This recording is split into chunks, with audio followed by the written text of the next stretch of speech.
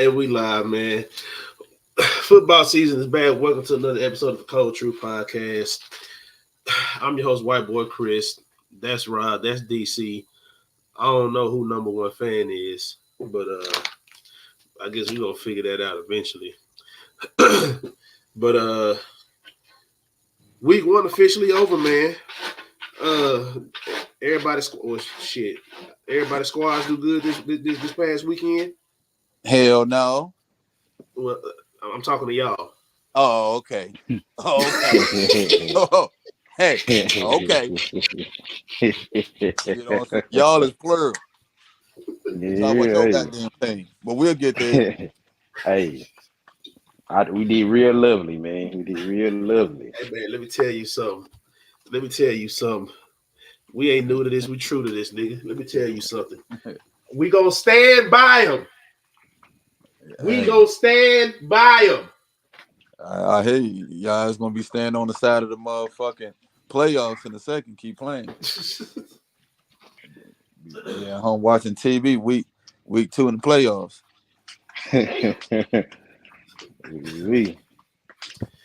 But yeah, man. So, of course, the first week over, but I guess just for me, I kind of just want to start off with the Caleb Williams talk, man. I don't think too many people is talking about how bad of a game he played, regardless of the fact that he got a win or not. So, I don't know if y'all know what the stats are, but of course, I'm going to read them out to you. He went 14 to 29, so that's a 48% completion percentage, 93 yards, no touchdowns, no interceptions, and then he also rushed for 15 yards. Sound like a good. Hold on, did they win? They won. That's all that matters. Tim Tebow won too, man. Hey, you know what I'm saying? Hey, they won a game. He did enough. That is horrible. No, I'm bullshitting though. But no, that's his first game. I'm gonna give him his first game, dog. You can't just bash him in on his first game ever playing in the NFL. I ain't gonna bash him too hard over his head. I'm glad you said that. That shit was very awful. I will say every quarterback in the NFL didn't play that goddamn great. Let's just be honest, bro. Like we hadn't seen these type of numbers since 2007. They say, as far as what quarterbacks pass for this, you know what I'm saying. So everybody was probably a bad quarterback from a lot of teams. We do realize that this is a number one overall pick. Oh yeah, but it's number one overall pick. That's fine and dandy. Let's see what's happening in the second game. See, at least give me the first four. At least give me the first four. Now hold on. Now let me just make one thing clear. I'm not one of the people you talking about, like, you know, but I'm talking more or less. I'm responding to like media and shit like that, because any other quarterback, you know, first game, regardless what if he would have had they on his ass. Got you. Okay. And the only reason why I had to do a little research. 2016 of starting quarterbacks in the league right now. You got Jared Goff, Joe Burrow, Trevor Lawrence, Kyler Murray, and goddamn Baker Mayfield. When we talking about number one picks, he's been the absolute worst. Worse than Bryce Young. Who you talking about? You say we talking about Caleb? Caleb's completion percentage and his yards are worse than every number one quarterback since Jared Goff in 2016. That's fine today, baby. One game, and I guarantee you, his numbers might in the next 4 years. I don't want you to think these are my feelings, but the way that that these analysts and shit, we trying to gas everything up, like they was talking about it, like he had but they was tiptoeing around the shit. If that makes sense. I don't like the way that they want to tiptoe when it's certain people, but because it's this nigga, and yes, they won, but they act like they can't talk about it. So I'm with you. It's just game one. Do I expect him to play that bad again? Absolutely not. Shit, I do. He gonna have some badass games. I'm talking about bad like that though, DC. No, I'm talking 48% and 90 some yards. Look. we didn't see him during even in the preseason. See, he got spurts of greatness. Then he got spurts of he being ass. So right now he really a 50-50 player. He either gonna be real good or he gonna be some shit. Right now, like he too inconsistent for anybody to judge right now. But his game is like it's scary for an NFL player. He gonna have to really adapt and adapt quickly. Cause you can be great in college and you be some shit in the NFL. We've seen it all You the better go time, man. ask motherfucker Tim Tebow and Johnny Manziel. Johnny Manziel. It's a whole list of them. For real. Shoot, a whole list of them. But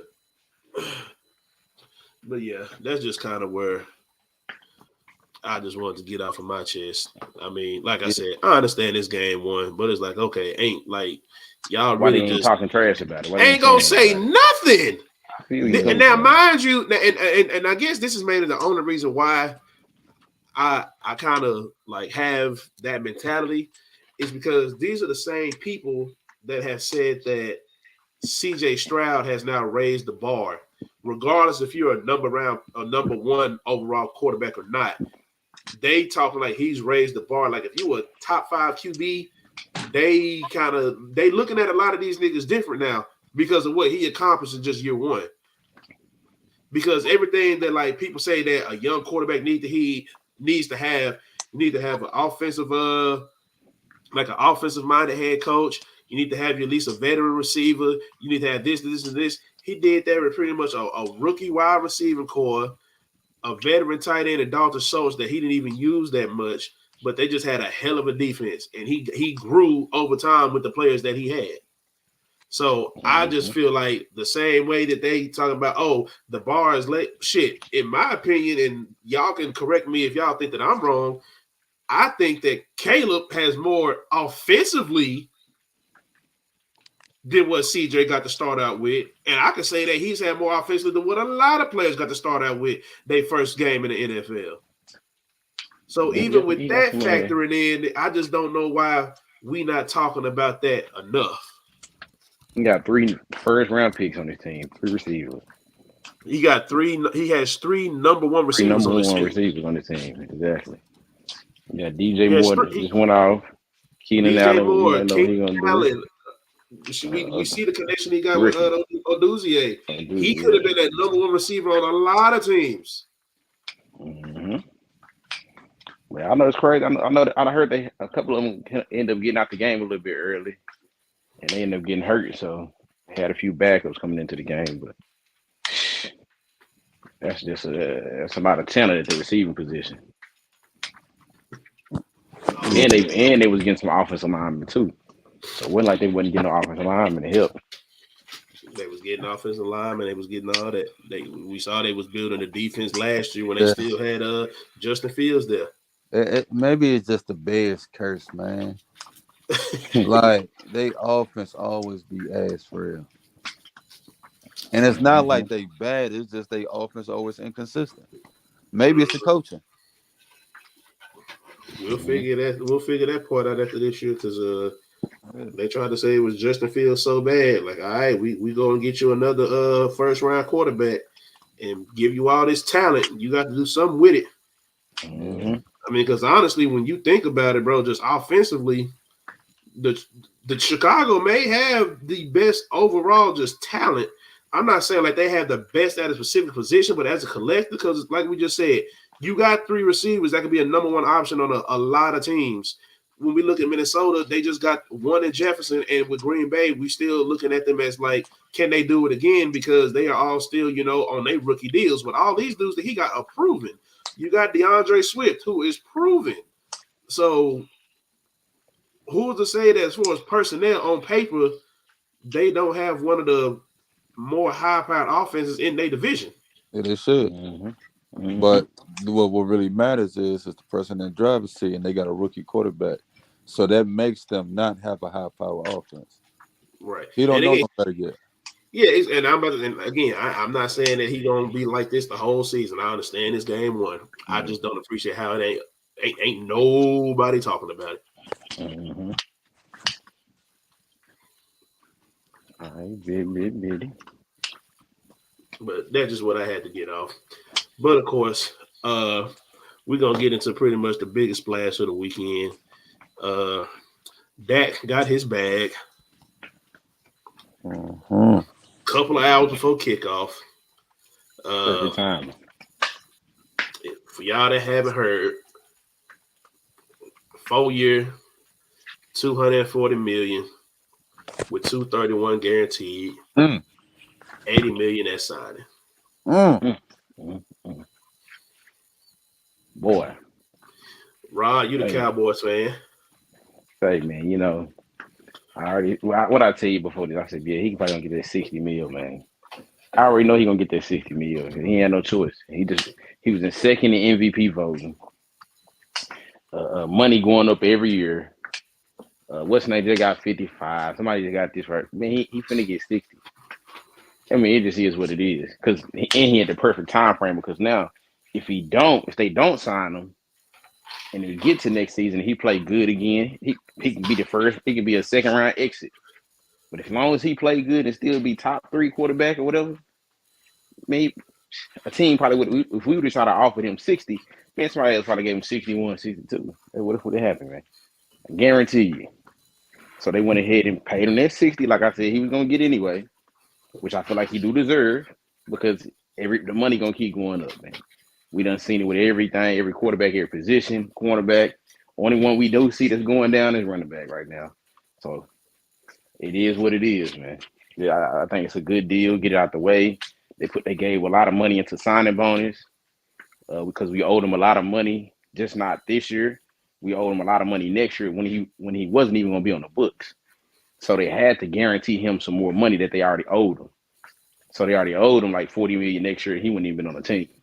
So they bundled all of it up, threw it into a contract, put it in a guarantee, and they guaranteed him $1 million more than what Deshaun Watson to make him the highest guaranteed player to ever get.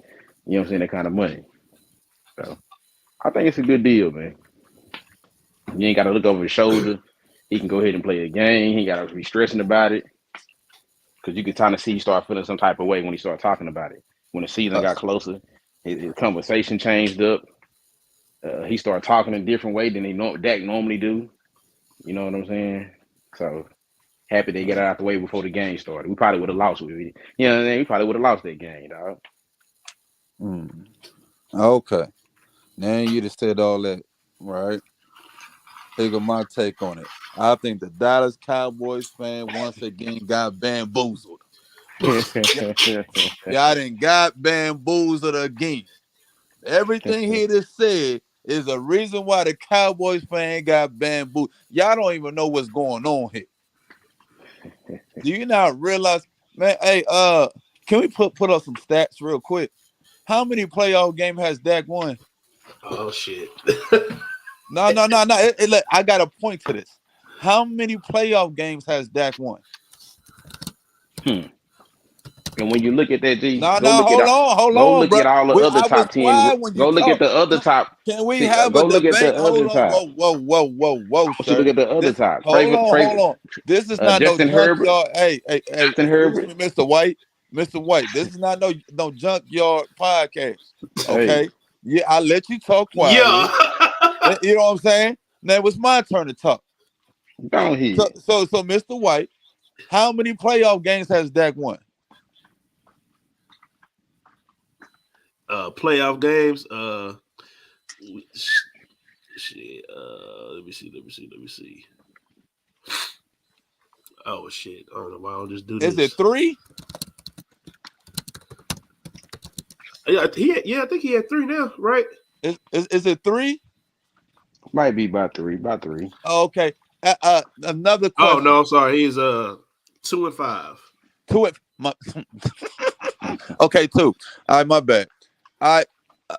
Can you ask one more question? How many playoff games has Tony Romo won? Who Hold you on, talking about Tony no. Romo for? Listen to how many playoff games has Tony Romo won? Can you please look that up, Mr. White? Yes, sir. You talking about the history No, no, of no. But like, football? hey, I'm Come on, man. asking a question. Give me. You got to give me the No, no, stats. no. Come Don't on, you about don't look, look, ask look. for the Don't what? stats. Get the stats. Look. I'm giving information before my point. So just be Oh, Tony patient. Romo is 2-4. Okay, no, look. What they got in similarities, Mr. White? 2 wins. Okay, so that's 2 wins. Understand how long was motherfucking Tony Romo in the goddamn Cowboys uniform? Ooh. Matter of fact, you don't even got to answer the question. I'll let the people look it up. Okay, so Yes, look, I'm gonna you ain't keep even it got to one. answer. So this is the reason why I'm I saying turn my the phone to do not Dallas disturb. Cowboys are getting bamboozled. This is not about winning no more. The reason why Dak got that money is because the Dallas Cowboys fans had accepted Dak Prescott as the motherfucking quarterback, right? So when the Dallas accepted, they pay their money. So while all these Dallas Cowboys We fans still in here, still right? paying, Can you hear hold me? on, guy, hey, excuse me, sir. Let me Yeah, get my yeah, yeah, point yeah. out. Nah, You know what I'm What he saying? happened to DC? making sure that So, he can still hello, nah, he huh? still you can't hear DC? Mm-mm. Oh, Nah, Rod, his stuff. I, Mr. You might have to I'm gonna get out and go back in real quick. Yeah, okay, Mr. White can Yeah. hear me. I'm Yeah, I can hear good. you. Test one, You two. good. See, a Dallas Cowboy fan just try to hate on me. That's all that was. Okay. See now, look. Hey, listen. I'm gonna get this out. It's a bamboozle move because only thing they did with Dak is it's a I call it a placebo.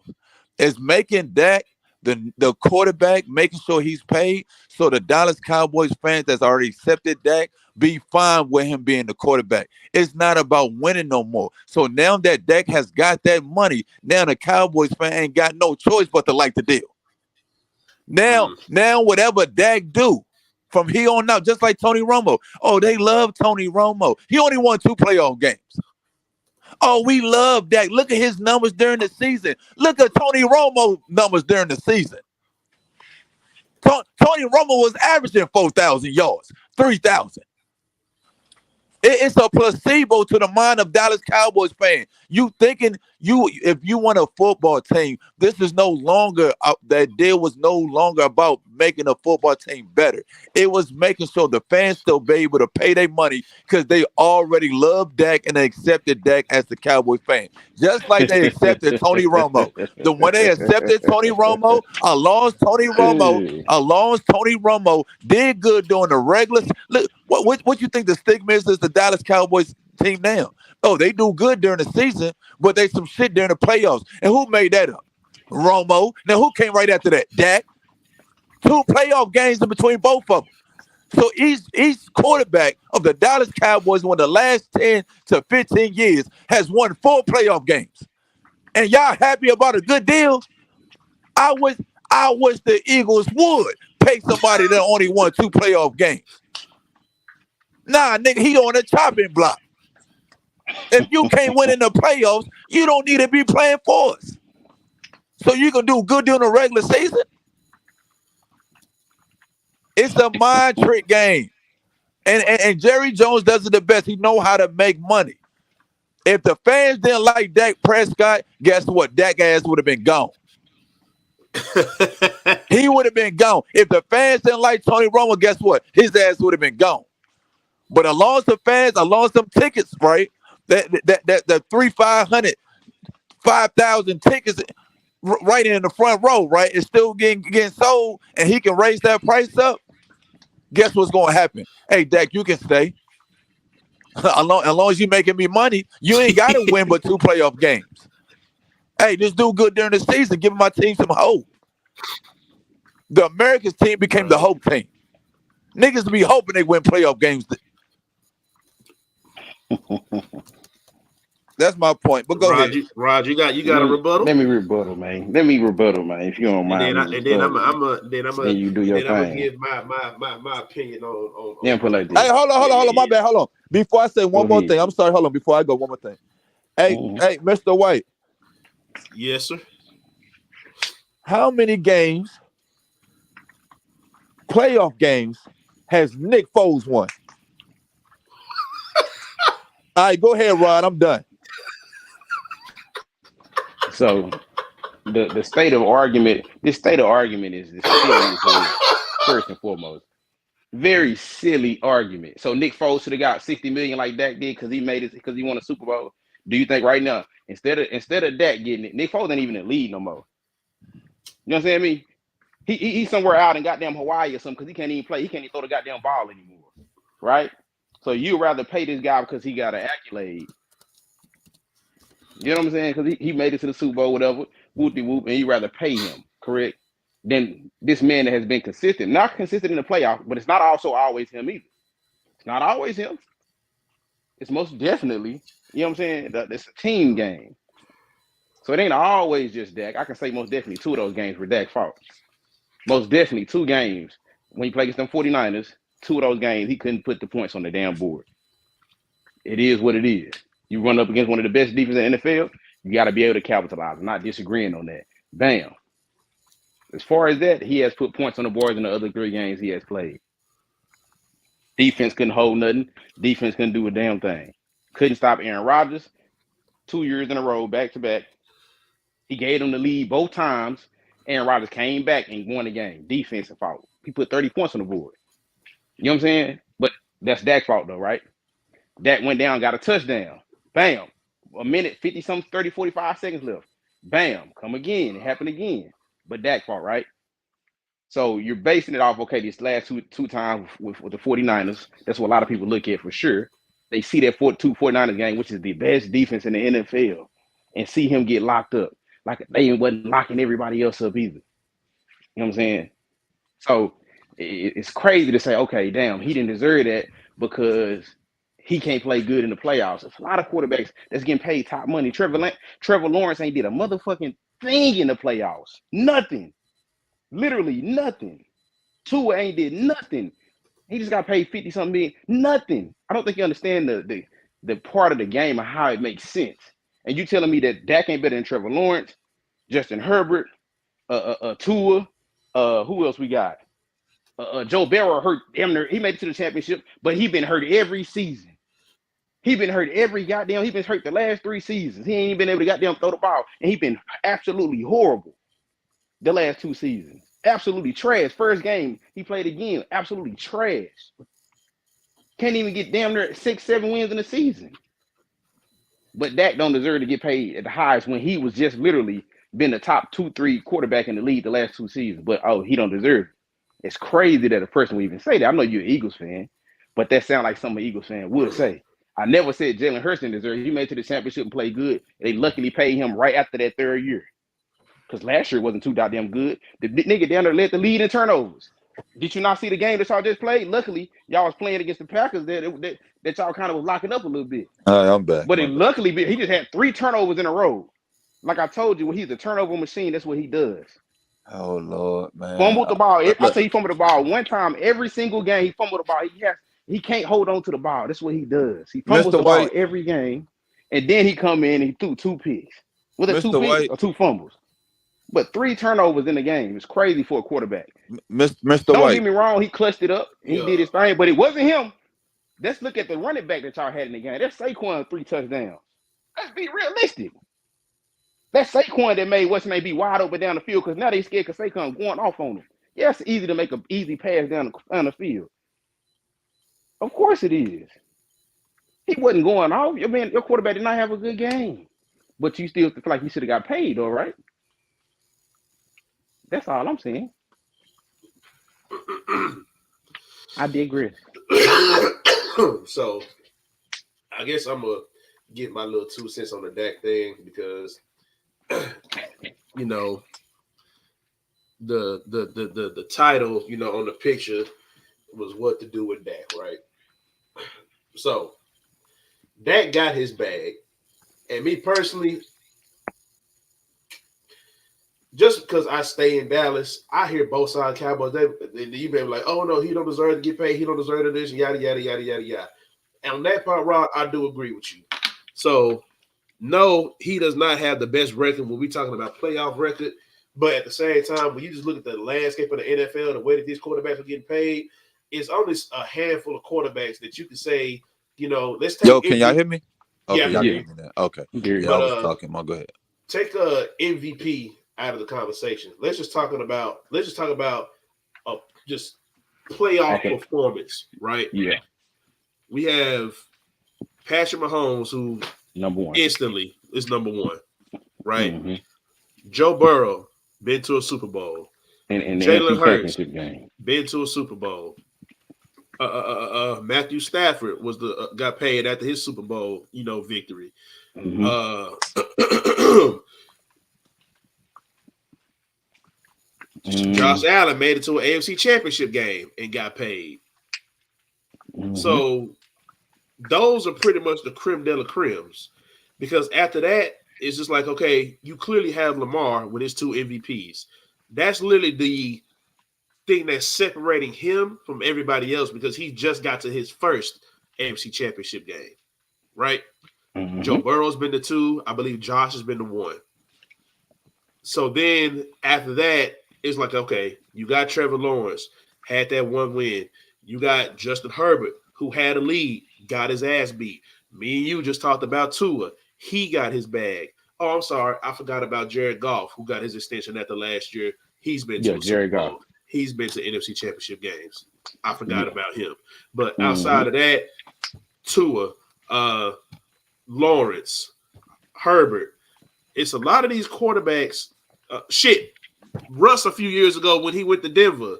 Deshaun Watson, I don't think he's been to an AFC Championship game. I think he only got 1 playoff game, if I'm not mistaken. So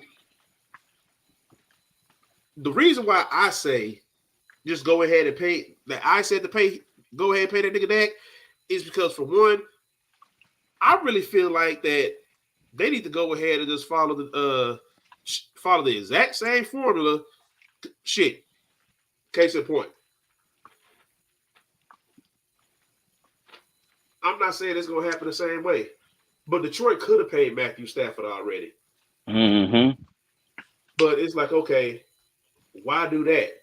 Or we've seen plenty of times where we've seen people pay these quarterbacks, and then okay, he played good that first year of that contract. Guess what? The price just went up. Come get him. Mm-hmm. Because the thing about it with the Cowboys, and I'm just looking at the way that teams are building everything like that. Because for one, let's just go ahead and get this delusional shit out the way.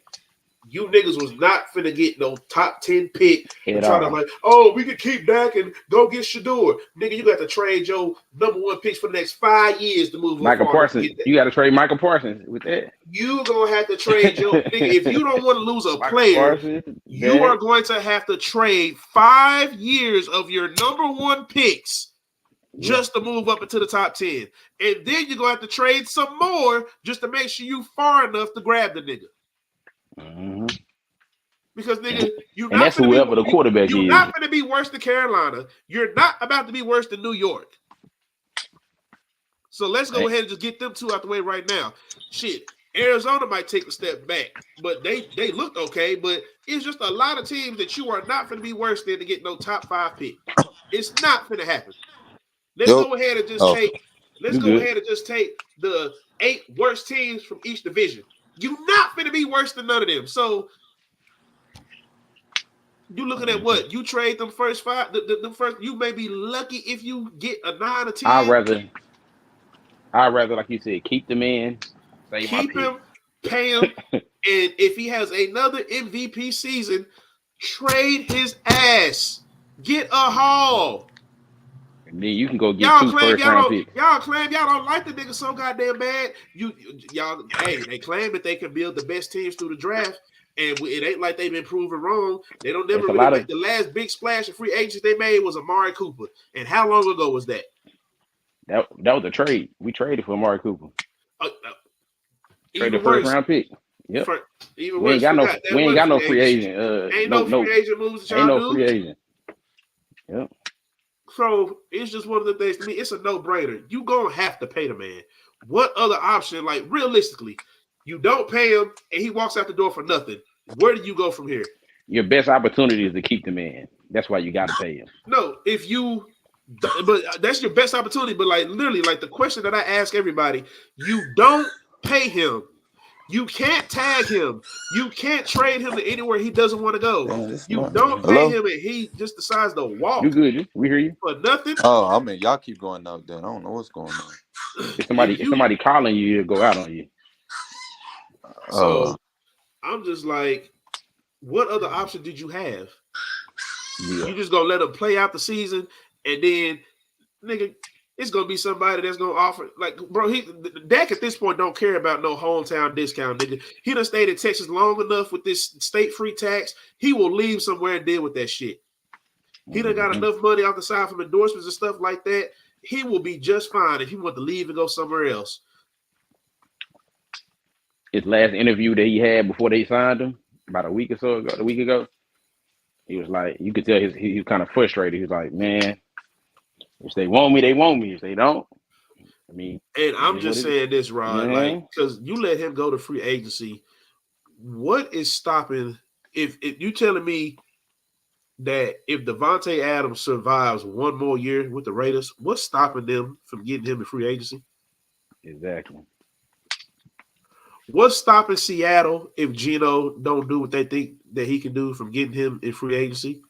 Mm-hmm. They got a number one wide receiver that we still don't think has reached his full potential. Mm-hmm. What's stopping New Orleans if Drew Brees? What's stopping New Orleans if Drew Brees looks bad again? What's stopping? You know that's where he's from, ain't it? I think that's where ain't that where he's from. What's stop? I'm sorry for Derek Carr. I'm saying it wrong. What's stopping them from making a move? I'm just saying there's a lot of opportunities for this boy to go get $200 million from somewhere. Gee, they knew that. That's why they had to do what they had to do. It's either you gonna get worse because you ain't gonna get better. Okay. They just put it like that. It's either you starting over. Hello? It's either you starting completely over. Yeah. It's either you starting completely over, or you pay the man that's gonna take away some cap and take away some other people's money. But that's exactly the reason why y'all haven't been paying people besides y'all own people. Y'all haven't been going to get free agents because you already knew what time it was. To us, it looks stupid as hell while we looking at it. Why y'all ain't going to go? Why? They know what they got going on. Like I said, who created a salary cap? Jerry Jones created salary cap for the NFL. He came in and created it. When he was going out and grabbing everybody who he wanted to get, he was like, okay. For instance, if y'all want to do it like that, then we can create a salary cap. He created the salary cap, and he know how to finesse it to a sense. But clearly, you know, people like the Eagles, they gonna go spend as much as they can. But we seen what happened with the Rams when they did that. Let's not forget. Luckily, they was able to bounce back pretty quick. But when the Rams did that, paid Ty Gurley, paid what's his name, paid him, paid them, they ain't had no money to spend that nowhere else at all, and their team ended up getting worse.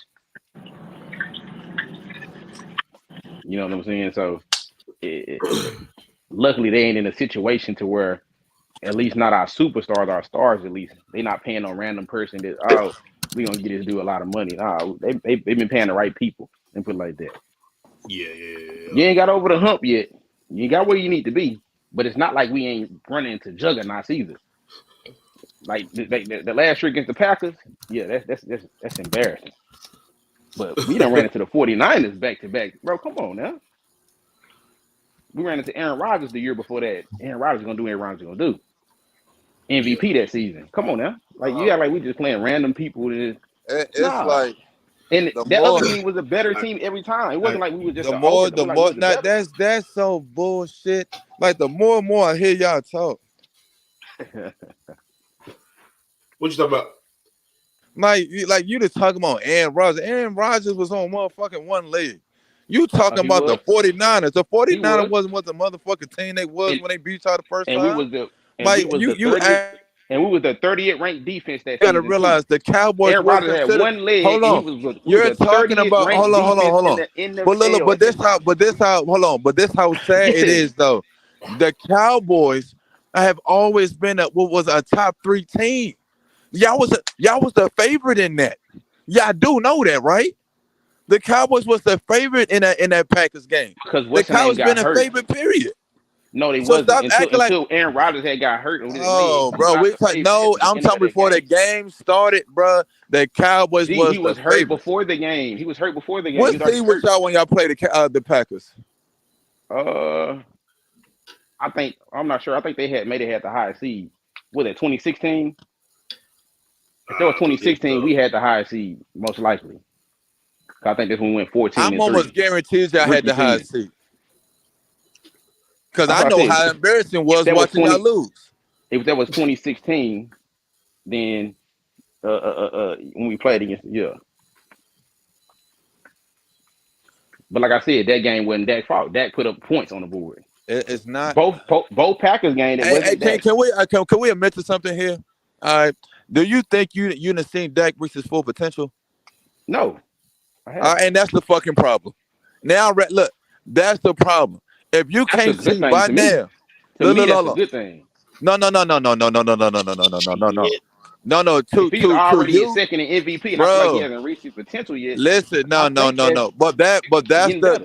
no, Rod. It's a problem. Do you think he? It's Okay, my bad. because Let me ask you that question then. Do no, you hold think he on. can reach his potential? Do you No, think he can, or you look, think he will never reach that? Rod. I feel like you didn't let me finish my sentence. Go ahead, my bad.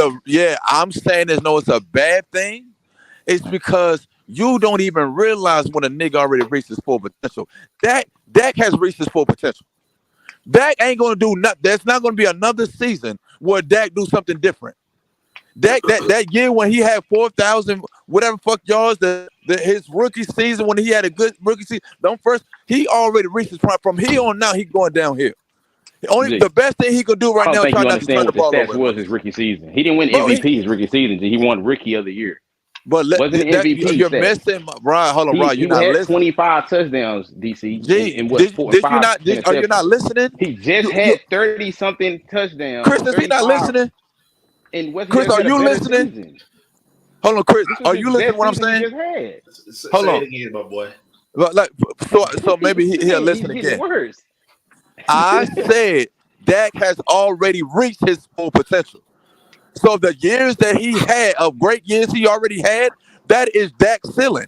If you thinking he can go higher than what he already did, then you're delusional.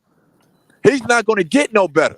So you think the so? years I'm talking about, his So rookie year, when he had a good year, the year I'm talking about, when you say he threw for 4, he was in second, the MVP, he's this not was going to last get no season, So better. DC. And he was That's only in last second because season. everybody, hold on, he was only in second because the whole league played like shit. DC, The entire you gotta league was. realize and understand, bro. This dude was coming out of games at halftime, bro.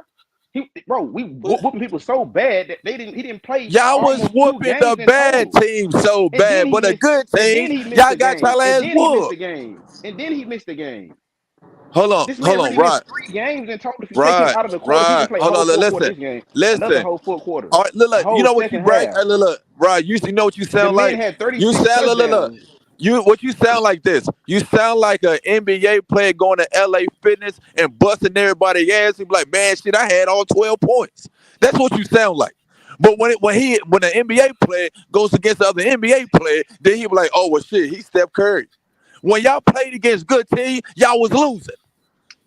When y'all played against bad teams, y'all destroyed them. Why are you bragging about bad teams? Not most. No. Hold on. 80% of Dak's stats came from the motherfucking bad teams that he played twice. Not true. Because I think we whooped the Eagles' ass.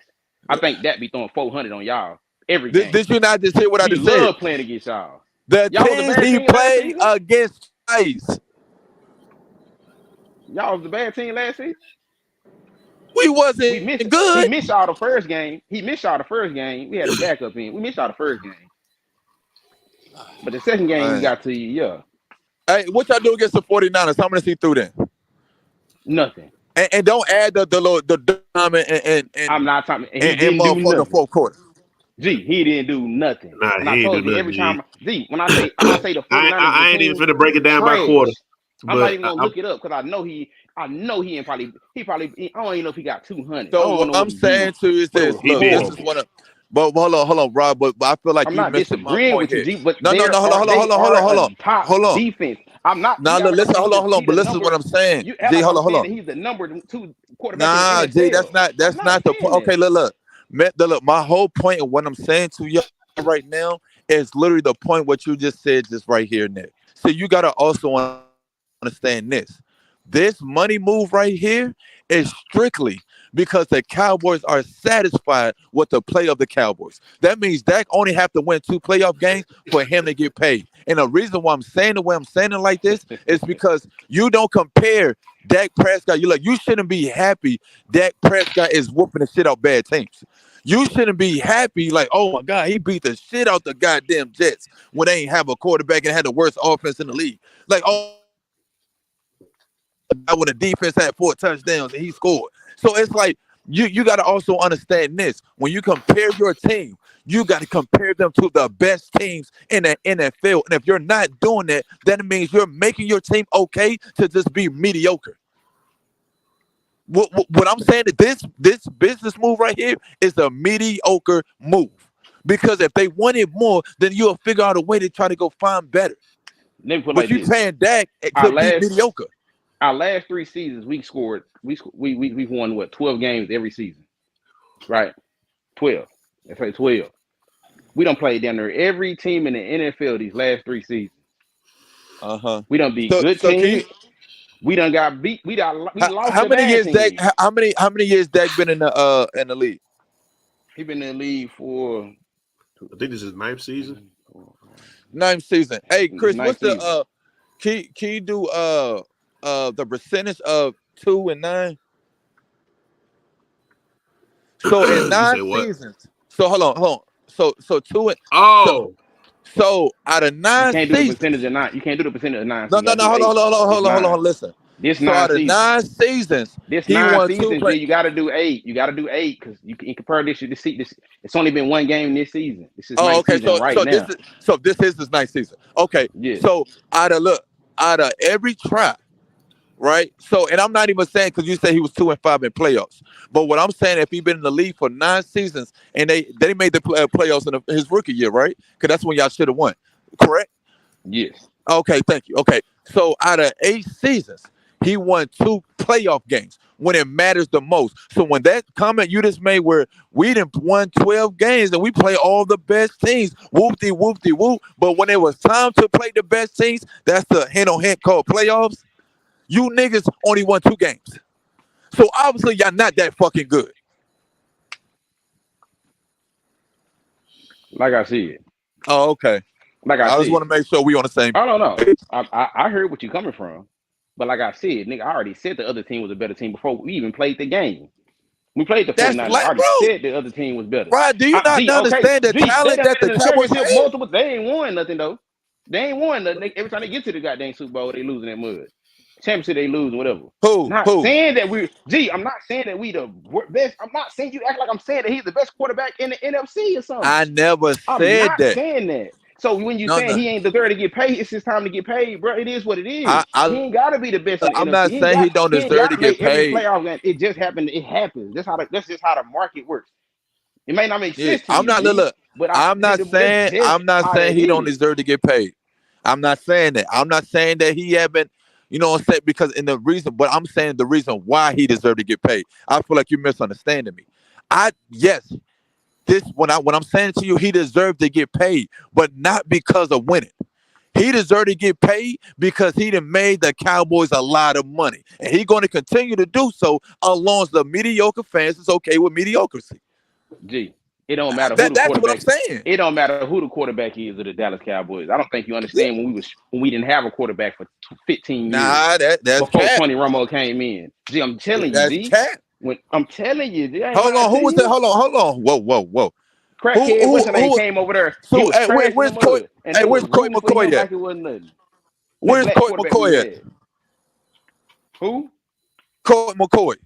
he retired. He gone. I thought it didn't matter.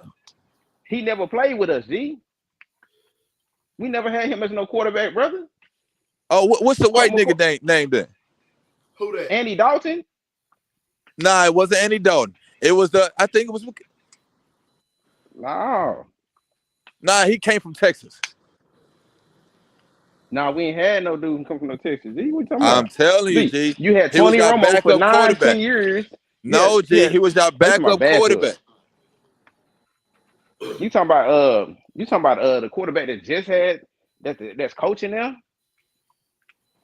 I don't know who coaching. I'm asking you who was the white quarterback that was playing some games when he was a backup quarterback and got his ass the fuck up out of there quickly. And who was he? I'm saying who was he? Was he Dak I backup? thought Was it it was Romo I thought it was backup? McCoy. Nah, it It wasn't McCoy. wasn't He him. never played with us. When was this? Yeah, I'm saying when was it? You talking about with Dak was the quarterback, or you talking about? Not yet. No, it had to be in between Dak or the end of Tony Romo. Who's the backup quarterback for Tony Romo? Boy, don't even get me the line. But That shit, was 10 we can seasons move ago. off. Yeah, we can move off of this. We can move off of this topic though. Yeah. We can move to these primetime games. Yeah, I ain't got that much time. I gotta get these kids in the bed, boy. Nah, for real. FTK. But anyway, Go. primetime games. First one, of course, we got to talk about Ravens versus Chiefs. I know DT got a lot to say, so I'm gonna let him get his shit off. I ain't gonna take his phone, but you know, yeah, me either. Yeah, he ain't. I ain't You know, gonna tell her. he ain't hear my perspective from everything that I was looking for. But go ahead, G. I ain't gonna take too long on this. I'm gonna start off saying this. The same shit how you started this is how I'm gonna end this. The way people didn't talk about Caleb, right? That's the only thing that bothers me about Lamar Jackson. And it's the fans. Hold on. Can let me finish. Lamar Jackson, right, as a player, is a great player. He's a great football player. But at the end of the day, he's like Allen Iverson. Allen Iverson can do whatever the fuck he can to get there. He gonna do it, but he will never win the championship as long as they make him the entire fucking offense. It's like the Baltimore Ravens are the dumbest, most talented team I ever seen in my fucking life. You got a motherfucker, nigga. What the fuck? You just brought Derrick Henry over. Talk about it. And Lamar Jackson still ran more than him. Talk about it. How the hell you got Derrick Henry? It's not like he's some low ass back. It's not like we didn't see Derrick Henry motherfucking average 28 carries in motherfucking half of his career. You brought this big motherfucker over here to be on the sideline 60% of the motherfucking game. When it's close games, it's not like y'all was getting blown out where you had to pass the ball. Mm-hmm. And then Lamar throws 40. Hold on. What was it? 41 passes? I'll look it up for you right now. Was it 41 pass attempts, including like 16 42. carries? I'll look it up for you right now. How do the Ravens expect to win this way? I see if it was one game. They do this shit every game. The game that they want to win, they go outside the fuck. It's the coaching. They go outside everything that motherfucking they didn't work for or whatever to mix it up, and they were like, you know what, fucking Lamar, you try to go win this game. They do this shit every time they play against the Chiefs. Every time they play against a good team, Lamar got to try to figure it out. That's the same way they lost against the Bills.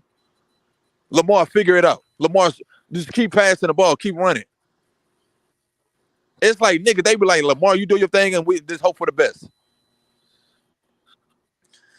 Don't shit on Lamar as a player, but at the same time, you got to have some. Baltimore Ravens got to have some structure of saying is, okay, nigga, this is the game plan. We don't give a fuck what's going on. This is the game plan we're going with. And against the Chiefs, okay, Derrick Henry gets stopped 10 times. It's Derrick fucking Henry. By the 20th time, I'm pretty sure he's going to break something. I'm pretty sure that defense going to slow the fuck up where Lamar don't have to pass 41 times and get tired of the whole goddamn game. I don't know how the fuck he even made it the full game. The nigga ran damn near 93 motherfucking times. This literally every time he said hunt, he was just running around trying to make a play. Y'all would never win that way. Nobody is better than the whole fucking team. The Chiefs didn't even play good. Kelsey probably had like 50 yards. If that. 36 yards. So it's like, God, that a game So shit like that. And when the only thing I agree on Lamar is that when it's a big game and the Ravens, I don't even just say just Lamar, because Lamar only shit, he gonna do what he got to do. But the Ravens always put everything on Lamar, and it would never work that way. So the Ravens got so much fucking talent. I hate when people say they don't get, they got fucking talent. It is that it's not spread it around. It's stuck in one fucking person, and that's the person that got the ball every fucking play. That quarterback got to touch the ball every play, and you will never win when that person that you tell them to touch the ball. That's like a ball hog in football, literally. Lamar Jackson is literally the ball hog in football terms. Wonder why motherfucker nobody can look good. yeah, But that's all I got to say on it. They should have won a game. because he got to be. I feel like he's forced to be. If you telling me if Lamar Jackson can pass, right? You can tell him he can run, right? If you're saying he got all these attributes as we watching him, there's no fucking way you can tell me that he has to do this. There's no way. He can get a ball to And Derrick Henry. he can, and this is going to kind of pretty much be my because I don't disagree with nothing that you said. They do have a talented team. I just don't think it's a talented team that for one is built around him, and two, it's definitely a lot of coaching going on because I had talked about it kind of before the game even happened, right? I didn't kind of use this as a revenge game. I used this game as a measuring stick. There was a lot of things that I liked, but there was a lot of things that I did not like. Case in point, what you just talked about. Why did y'all go and make a big hype to get Derrick Henry to only run him 13 times? You gave him 13 rushing attempts. If you're going to go get him, this is what it has to be. I don't need you to rush the ball 30, 35 times like when you were carrying the whole franchise of Tennessee on your back. I'm not asking you to do that. But there is no excuse for why you should not touch the ball 20 times a game. And see, bro, I've been talking about this, and I don't care what nobody says. I feel like if you switched it, they would still figure it out. Philadelphia has it figured out. Philadelphia took a top running back in the offseason, the same way that Baltimore did, and paired him with a dual threat quarterback who, again, played like pure shit. But guess what? They made sure that Saquon got his ass to work. Facts. If you gonna go through it, put that nigga Derrick Henry to work. If you gonna make all this noise, put that nigga to work. But the Eagles got it right.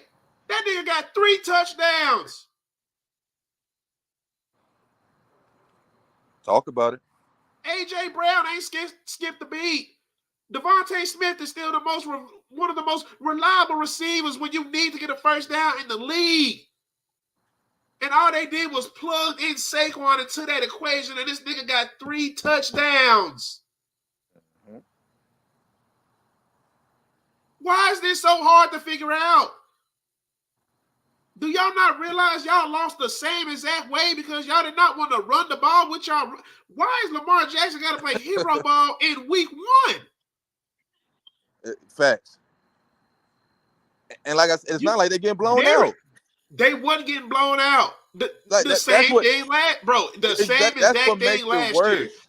This was what makes it worse. This is the way I look at it. The way that if this shit continues, bro, this is going to be the year where we cannot put any more blame on players on this team. Yeah. It has to come to a point. We need to start looking at coaching. The GM that's been drafting players for Baltimore has done a damn good job. Mm-hmm. Even if you want to talk about the flaws at wide receiver, it was completely his fault. Rashad Bateman couldn't stay healthy. I don't think anybody expected Hollywood to be as good as he was, but it still wasn't enough. And he balled his ass off in the playoff game that we lost. But it's just something with and this is and I'm gonna finish off with this because that's my team, so I watch. The thing that kind of makes me most upset is that somebody asked John Harbaugh about this. It was like, asking about the workload on Lamar and the lack of carries with Derrick Henry. And his answer was like, that's pretty much the formula. Like, yeah, Lamar may have got majority of the yards, but we rush for so-and-so, so-and-so. That's what we know for, like, regardless if it comes from him. But next week, it may be different. But I'm like, nah, bro. It don't need to be next week. It may be different. You went and got this running. You went and got this running back for a reason to take that off of him. Exactly. He should not still be. He should not still be. Why, he should not still be. And that's why, bro. I agree with you. Like again, you said nothing wrong, but I think this year more than any, you have to start looking at coaching for the Ravens because the coaching for the Ravens never gets talked about. That's a fact.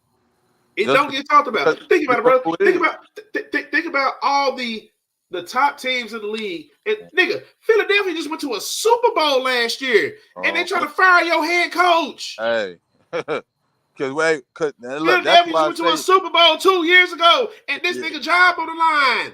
Hey, because look, no matter what, like I said, one thing. John Barrow went to a Super Bowl in 2012, and he don't get talked about. Hey, that's what it is, though. That's why we're trying to say it's that last name. You know what I'm saying? But that's why we're trying to tell them, like, that is a different fan base. See, yeah, like, you have the Cowboys fan base, you have the Ravens fan base, then you got the Eagles fan base. We don't give a damn who it is. So that's the difference. I don't give a fuck. Look, if Jalen Hurts playing like shit, getting the fuck up out of there. I don't give a fuck if he went to the Super Bowl before. I don't care if he played good during the season. He had a good year. He playing like shit. We need somebody else. Next man up. But my thing is why I'm so like y'all don't never want to blame this man, but we sit here trying to fire Mike Tomlin, who ain't never had a lose a goddamn season. Done been to 2 Super Bowls. This nigga done been to 1. Yeah. Knowing damn well Mike Thompson's talent diminished. Bro. And he's still making it work. That nigga ain't, bro. As soon as that nigga Big Ben went away, nigga, everybody thought that nigga was done for. They thought that nigga was gonna sink. This nigga the one with goddamn Mason Rudolph, Kenny Pickett, Mitchell goddamn Trubisky, Dustin Hodges, nigga. This nigga like nigga, I'm gonna show you what winning with defense really mean. Cause could nobody else do it? Nigga, Cleveland wouldn't have been able to do it if they didn't have Joe Flacco. They'd have had somebody else back there. Yeah, their defense was good, but nigga, they needed that nigga Flacco last year. Yeah. I don't care what nobody say. They needed somebody that wasn't scared to throw that bitch. But that's what. So when I say, and this was something that bothers me, right? And I don't know because you the Ravens fan, so you probably see more games than I did, right? So I look at the last playoff game when Lamar didn't even play. You know what I'm saying? And they still had a chance to win, right? They did. Still was pretty much 10 yards from winning the game. Now, with that being said, when I watched this game, Sunday or whatever when they played. Thursday. They played Thursday, right? Do you feel like Ryan, you can get your 2-piece after this, and then we're gonna move on to the next one. Yeah. I might have to slide up out of here after this one, man. I gotta get the kids ready. Do you feel like it's more the coach? I mean, like more his decision making? Coach or Lamar? Lamar. Because there's at times Lamar feel like he's just running the ring. I feel like he's so used to using his legs. See the difference between Jalen Hurts and Lamar, right? I feel like Jalen Hurts always look for the play. So he used his legs at the last resort if needed. Lamar, so I will say this: press his legs more than his own. I will say this right now, as far as like, and this is just me watching the game compared to other Raven games I've seen. And I'm gonna just start off with this: Isaiah Likely is here. He's coming. He's here.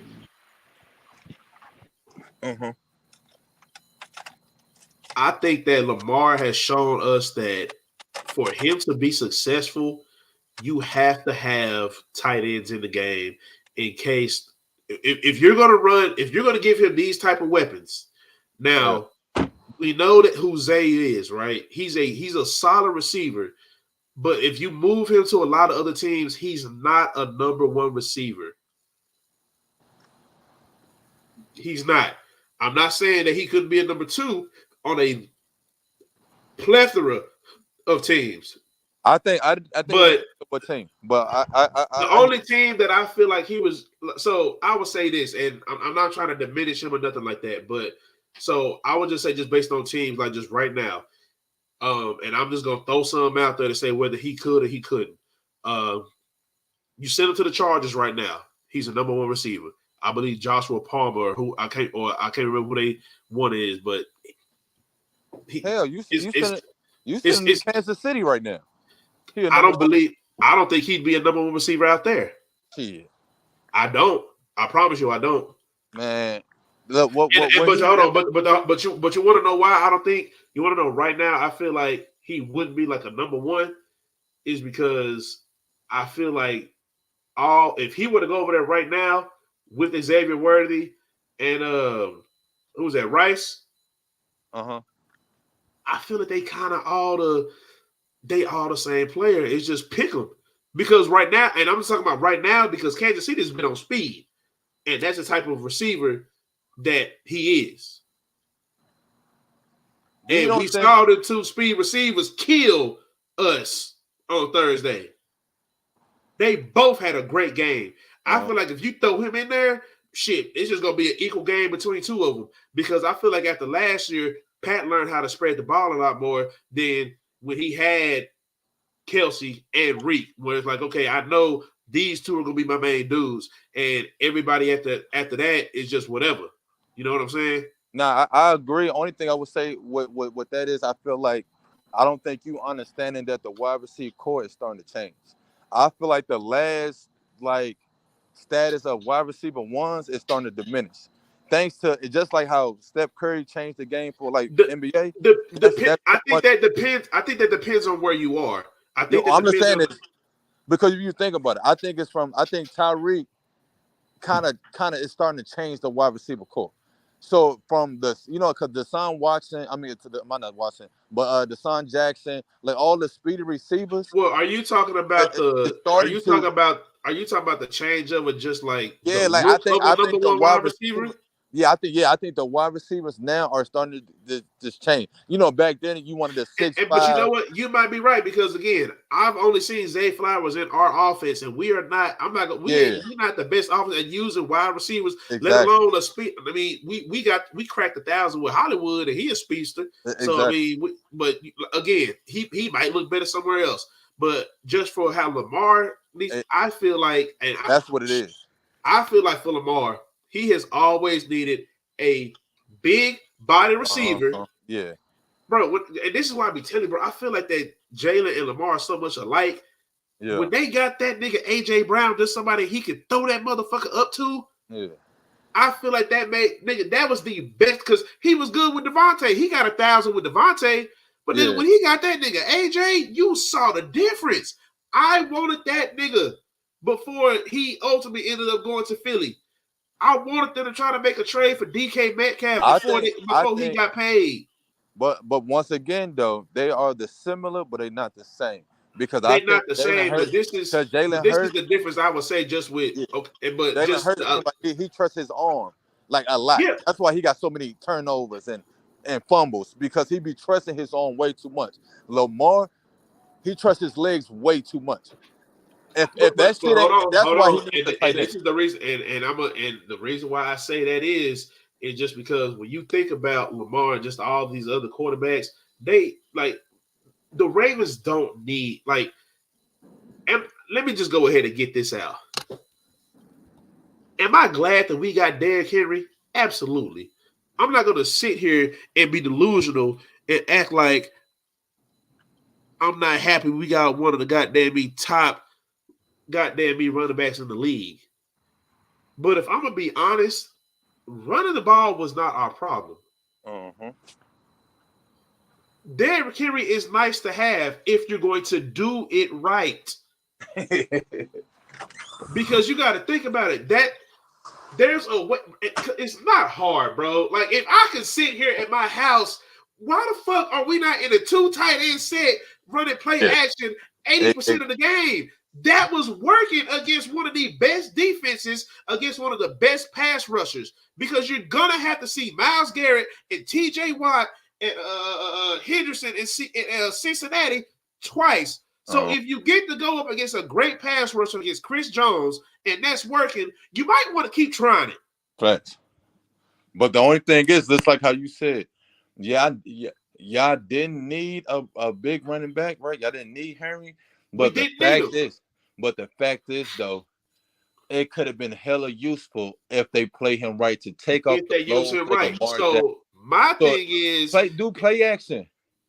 But DC, this is my thing. If you go, like what did we just say? The nigga threw the ball 40 times. Well, if you was gonna have him do that, you should have went and got him a goddamn receiver. Exactly. That's what I'm talking about. But look, what I'm not about to do is sit here and say that's smart. But you do got Derrick Henry. So just because you should have got him a receiver, that you still stupid coaching. Derrick Henry is still Derrick Henry. Exactly. And they can all still fall back on coaching. Because at the end of the day, it's like, nigga, if you have a top piece, no matter what the position is, he needs to be the focal point to take the distraction off of something else. If I got a nigga that's built like a linebacker at running back, there is no reason why that all 3 receivers should be in one-on-one coverage. Now, they couldn't get it open a lot, but when they was in that 2 tight end set, you had 2 receivers. You had Mark that was still taking, as bad as he played, he was still taking at least one defender, but it was working. The play action was working. Mm-hmm. Every time you had Derrick Henry in the game and you did a run, you ran it with Lamar. But every time you had Justice Hill in the game, you want to do something completely different and try to run it with him. Like, why are you not running it with the nigga that you just picked up? That just scored you the touchdown. Come on now. You only gave him 13 carries? Come on now. It's 60 minutes of the goddamn game.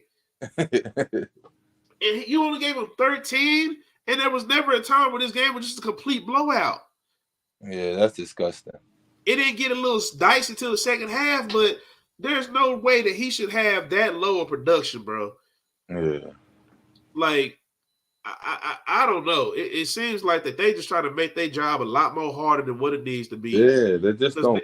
I'm running options with Lamar and Derrick Henry all game. I'm in 2 tight end sets. I'm running play action. I don't know why that end around with Zay Flower seems to work good when they decide to call it, because they got some of the best blockers. They just and you saw what happened. No. Now we just said all this, right? We just literally fucking saw what happened. That nigga Herbert played like shit for real, and they still won from the former Raven running backs. Yeah. That nigga J.K. Dobbins went the fuck off. Yeah. So the same 2 niggas, Gus Edwards and J.K. Dobbins, that was on the fucking Ravens, they won the game because of that. Yeah. Ain't no motherfucker. You telling me that Derrick Henry ain't supposed to be providing the same production as them 2 niggas? It's crazy. Come on now, like, bro. That's all. At some point, coaching got to come into play, because it don't get talked about enough with this squad. But of course, I was a little emotional on it. But shit. We got 2 more. I guess we can go ahead and talk the Eagles and the Packers as far as prime time. Then after that, we got the 49ers and the Jets. And then after that, just any surprises in week 1, and then we're going to call it. All right. But as far as the Eagles and the Packers, just game reaction. How did y'all feel? And then just the injury to Jordan Love, you know, they kind of acted weird with it by not just giving us an exact time frame of it, but I guess they really just trying to take it week by week. Yeah, so the thing about the injury, the first thing I'm gonna talk about, You know, the Eagles, they dirty players, man. So, they tried to take that boy. You know, Jalen Carter, man, dirty. You know what I'm saying? Yeah, that kind of player he is, bro. So, he tried to take out the quarterback. They was already winning the game. The game was really already over with. He just gonna take him out for no reason. So They still had a chance to come back and try to make it. You don't want I was like 4 seconds. It was like 4 seconds left. No, I wasn't on 4 seconds, bro. I promise you. It was like 4 seconds. If I'm not mistaken, it was 4 seconds. This is the NFL. No Hail Marys. Yeah, I agree. And if you don't let go of that ball, then I have the right to hit you. You know, the thing about it is, it looked way worse than what it was. I most definitely thought he tore his ACL though, because it popped. But since it's a little MCL sprain, the reason they saying day to day because you can come back 1 week off MCL sprain. So they just trying to see how he'll feel during this week without just kind of just completely pushing him as being out. Because once you put out on that report, you can't come back up off of it. So you got to try to. Well, I know, but they might as well rule him out just to be safe. It's a long season. Yeah, I feel you on that part though. Yeah, if he don't fully heal up, I mean, just make it one game. But I don't think you want to go down 0-2. Man. I think that's what the biggest problem is. It depends on who you playing. Who you playing to? Yeah. But I don't want you to play against no good defensive line like that either. It's coming at that knee. You know what I'm saying? I don't know who their next game is. Though, that's exactly what I'm saying. Look, the end game, it's exactly what I thought would happen. I had my money on the Eagles anyway, so I thought they was gonna win that game. It was a decent game, you know what I'm saying? So, again, like I said before, Jalen Hurts and his turnovers. So they got to start lowering them down a little bit more. So they got the Colts next game. Would you? Eagles defense still look a little shaky as well.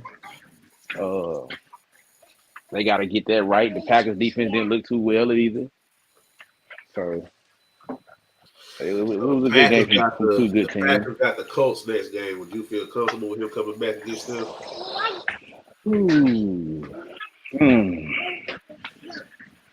I don't even know who their backup is, man. I hadn't even thought who their backup is. Who? I mean, if they believe in their defense, I guess you can. Yeah, who they backup quarterback?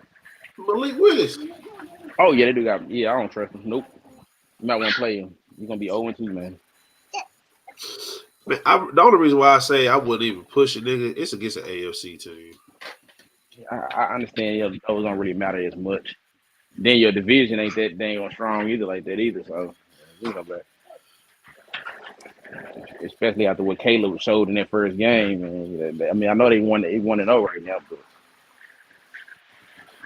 I mean, I understand that everybody else got to play the same team because that's the division they got to play. They got like everybody in the division got to play the AFC South.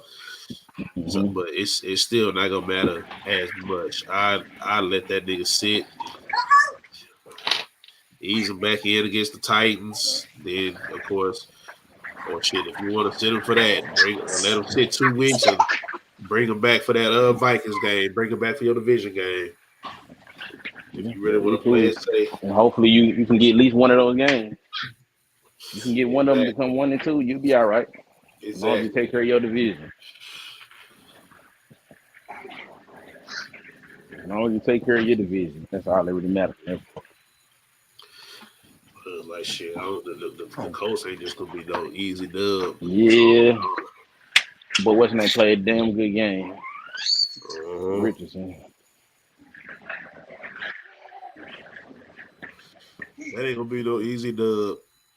They barely lost that game, so I feel like even though he lost it, shit, he just so yeah, I'm ready.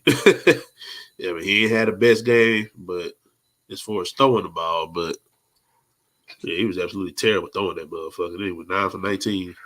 Oh yeah, he wasn't doing it like that. So, he was running that ball, getting no touchdown. 212 yards off of 10 pass, 9 pass catches. That ain't that goddamn bad either. Mm-hmm. Shit, he took that nigga CJ 24 to get the 234. I said, the quarterback in this first week just went too well. I don't know what the defensive coaches were doing out here today. This week 1. God, my goodness. Whatever it was, it worked. But last but not least, 49ers Jets. 49ers lose C-Mac, but it looked like it ain't matter. Yeah, I mean, when you got a hole as wide as what they how they open it up, man, anybody can go in there.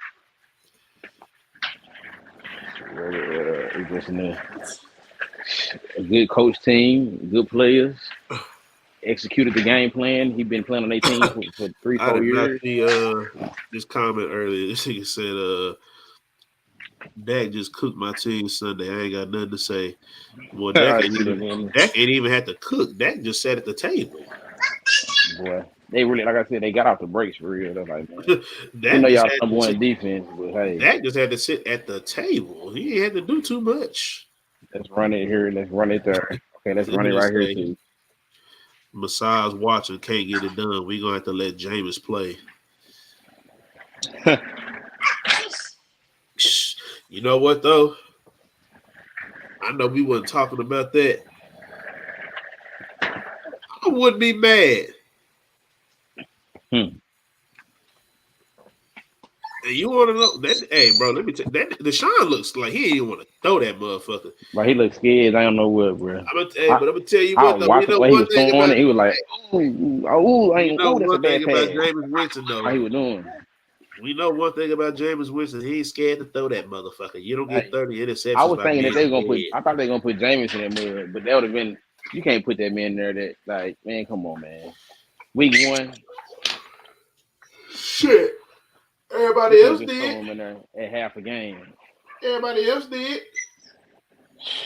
Man, Aaron Rodgers sat his ass down.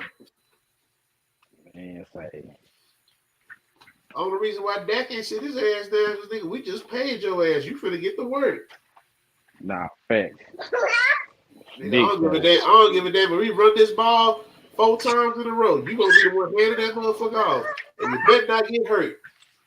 Now, the only reason I say that, it would have fuck with his confidence. I don't give a fuck about your confidence, but I do give a fuck about your confidence. You know what I'm saying? Because remember, Tua said this shit perfectly. Tua said this shit perfectly. The reason he was playing Yeah, so bad before he was playing because his coach kept telling him, man, you trash. He kept sitting me on the yeah, bench, but kept putting Ryan Tannehill in the game, kept putting Ryan different, though, Tannehill in the nigga. game, and he That's couldn't get his different. confidence back. That's different. That He that couldn't nigga. get his confidence back. That, Deshaun Watson no, went through I'm this talking. little bullshit, and this nigga hadn't got his confidence back.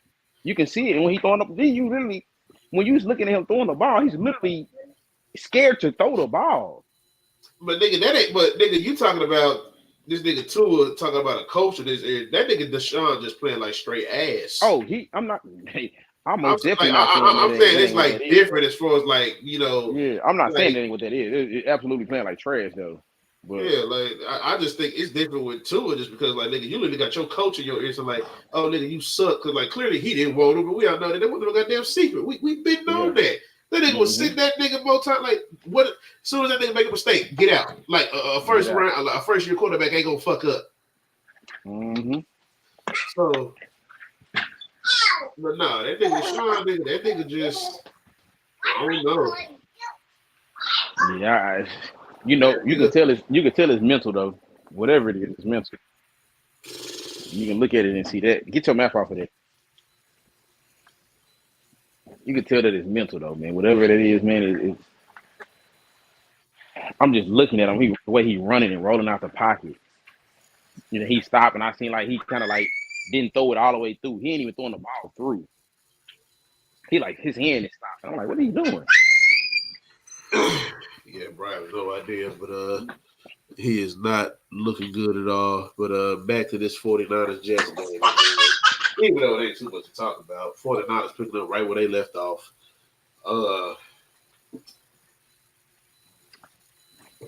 Yeah, man, I don't know. Like it wasn't too many surprises in this game, but Mm-hmm. I just really thought it'd be a little bit more competitive. But I did not expect that running back to go off the way he did. I mean, I knew that they was gonna run the ball, but Not like that. the 49ers just proved that, like, bro, they can run this offense with any style running back, bro. They don't need a gadget running back like C-Mac, bro. And I say this because, bro, I don't know. I mean, this ain't the first time he's been injured, and this is only what his third year here. Exactly. Exactly. I mean, I know it's just one game, but it's not like the Jets defense is mid. I I won't be mad at the idea of San Fran trade that nigga, bro.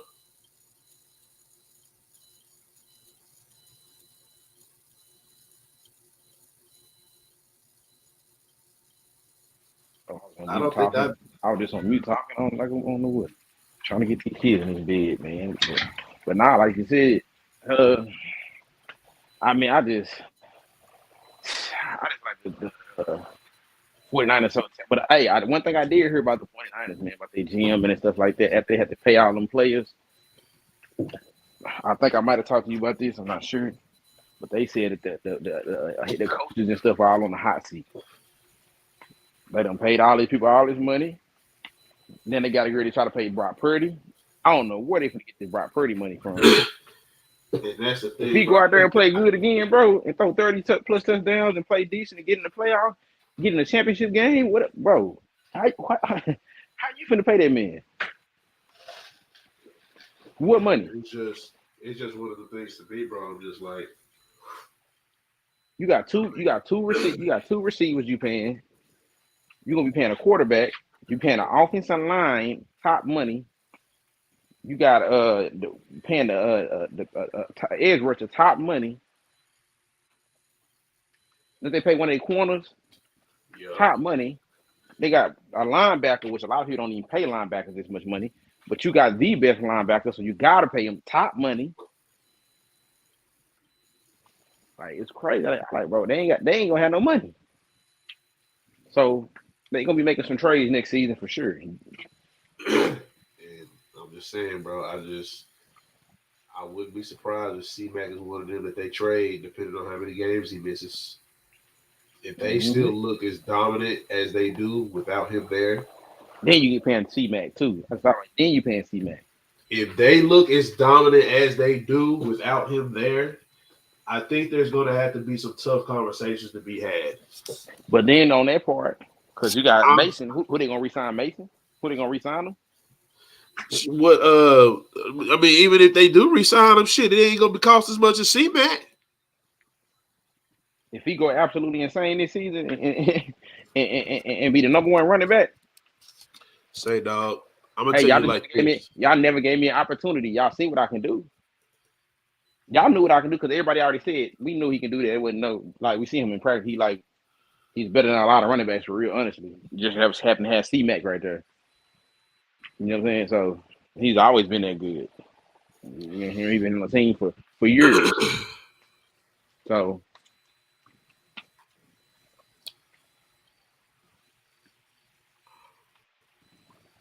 but I don't know if you seen or the video you sent me with him talking. Almost got everybody in trouble, boy. Yeah. Almost got everybody in trouble talking about Uh-huh. he knew he was gonna play on Friday, and then we get the news that he had tendonitis in his Achilles. Whatever he had, ankle. I don't even know what it's called.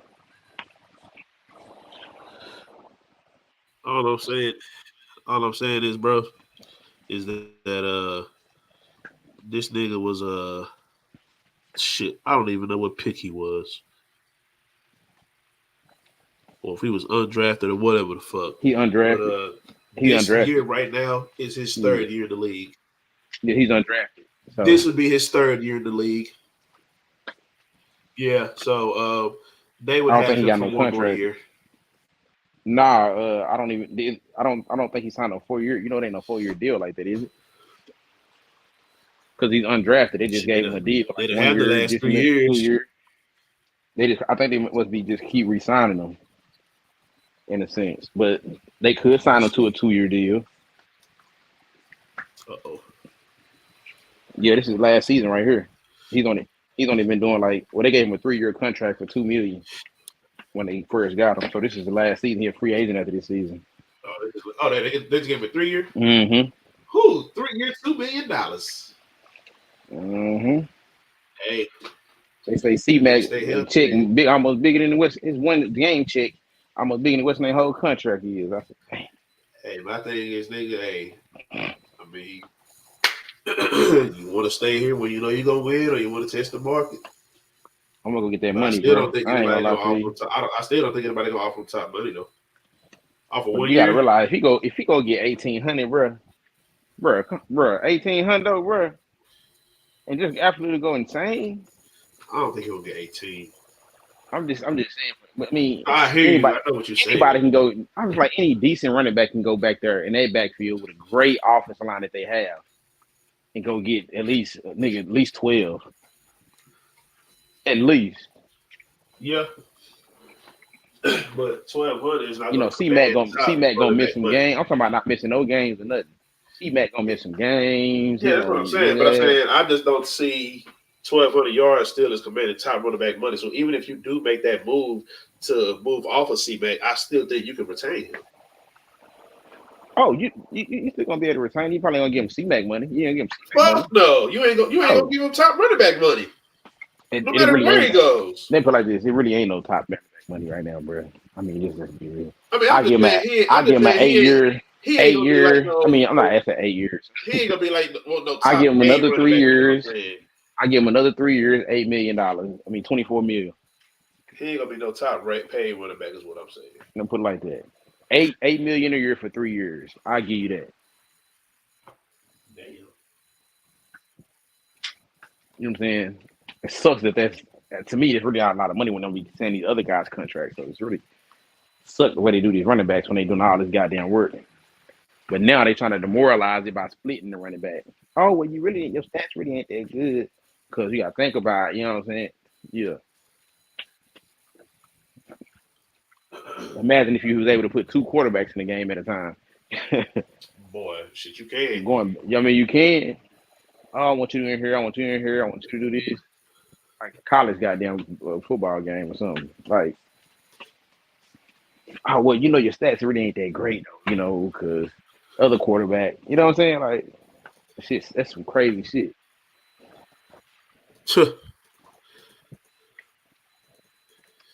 But shit, anything else stick out to you?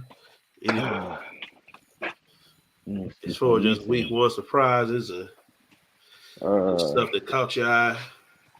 Man, they need to throw away Bryce Young, man. They need to get that man. The Panthers organization, they just, boy. I'm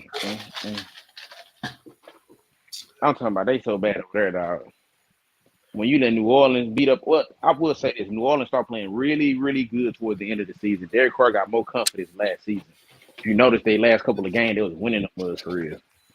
And they was playing really good on offense and on defense. So it's not like the New Orleans just was trash like the whole last season. They were trash in the beginning. Yeah, it took But him it a took Derek Carr a little minute. minute to get it. Oh, he's throwing that thing now. Oh, he's going to work now. Now he's playing football. So that's what he brought in this game, whipping the mess out of it. I understand it's the Panthers and all that. I get it. But that's what you're supposed to do. But that's what you're supposed to do in the game like that. If you was barely beating them, I'd have had something to say. I'd have had something to say. You know what I'm saying? I was hoping that the Panthers got a little bit better, but let's just be real, but they ain't got no offensive line to block that man for Bryce. Bryce Young need confidence, and he need time. Time in the pocket, and time to get his game better. Without those 3 things, bro, he will not be good. He really got brought up in a horrible organization. If I was Bryce Young, I'd have said, I do not want to go there. Yeah, Carolina's gonna definitely They should have kept DJ Moore over there. Should never let it go a number 1 receiver. You could have still went over there and got Thielen. You'd have had 2 decent receivers. They did that to get that pick, didn't they? Did they get the Bryce Young pick with that one? I think so. Possibly. Yeah, because they traded it to Chicago. Yep. So Chicago got Oduzier, name is, and Williams. Mm-hmm. Well, that's how they got Williams, technically. That's how they got Williams. Yeah, they traded that motherfucker to Chicago. So I ain't gonna lie, if I was a team in the NFL and I knew that team needed a quarterback, I'll trade them a first round for next year quick. Hey, I'll trade y'all first round for next year for this guy, whatever, because I just know y'all gonna be trash. Exactly, because I mean, and it's Especially not like it's all quarterback Bryce gonna be Young's good. fault, Maybe you but might see that quarterback good, but I feel like he's gonna be absolutely horrible. And the team and, already and, sucks. and the thing about it is, bro, is that with quarterbacks like him, you have to have the like. I really don't think there's anybody else in the league that can coach a quarterback like that, other than Sean Payton. Yeah. If and I'll even say if the former coach for the Seahawks, what's his name? That coached Russ in Seattle. You talking about the head Name, coach? huh? The head coach? Yeah. Name on the tip of my tongue. I can't remember that motherfucker. God doggy, what is his old ass name? Bro, for real. Damn. He running all down the thing. Have a heart attack running down there. You know what I'm talking about, though. Heck yeah. He be having them shoes on, be running. You don't cheer, Chewing you the don't sit shit out down. that goddamn gun. Mm-hmm. Damn, what's his name? Mm. I'm pissed off because I got a brain fart right now and I can't think of his name.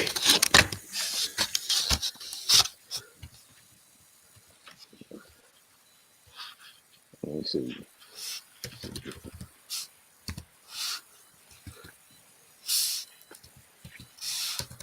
P. Curl. There you go. My boy Pete. P. Curl. Only two coaches I think that can coach that type. Because that nigga, I think Sean he can go to Payton. the. He can go. He can go to the. He could have went to the 49ers. Well, I feel like they'll be able to coach somebody like that. Yeah. Maybe they coach Yeah. somebody like You that. can get Just their Jimmy G. style. You They can do style of Jimmy game is G. what You he. can coach Jimmy G, nigga. You can coach that nigga too. Yeah, but he Just just went to the Panthers. They you ain't got got to no tell that receivers, nigga. no offensive line, no tight You end. got to They ain't tell got that no. nigga Trent Williams to bend his ass down. Nah, for real. They said it was. He was out there looking like a little kid out there playing. So the man probably got accuracy, man. But when people really finna come at you for real, that company gonna get real low because your offensive line trash. Now, when you playing, I can even imagine him playing against 49ers. I know it's damn said he already finna get hit. You know, I feel like Matt LaFleur probably coached him out there in Green Bay. Huh? I feel like that coach out there in Green Bay could probably coach him. Matt LaFleur? Nah, not Matt LaFleur. I'm talking about. Yeah. Yeah, it is Matt LaFleur. Yeah, that's it. I'm tripping. Mm-hmm. Mike McDaniel, Miami. Got to give him his Mm-hmm. props. Oh, yeah. He out there doing his thing with Tua. Uh-huh. So, yeah, man. You know. It's some good.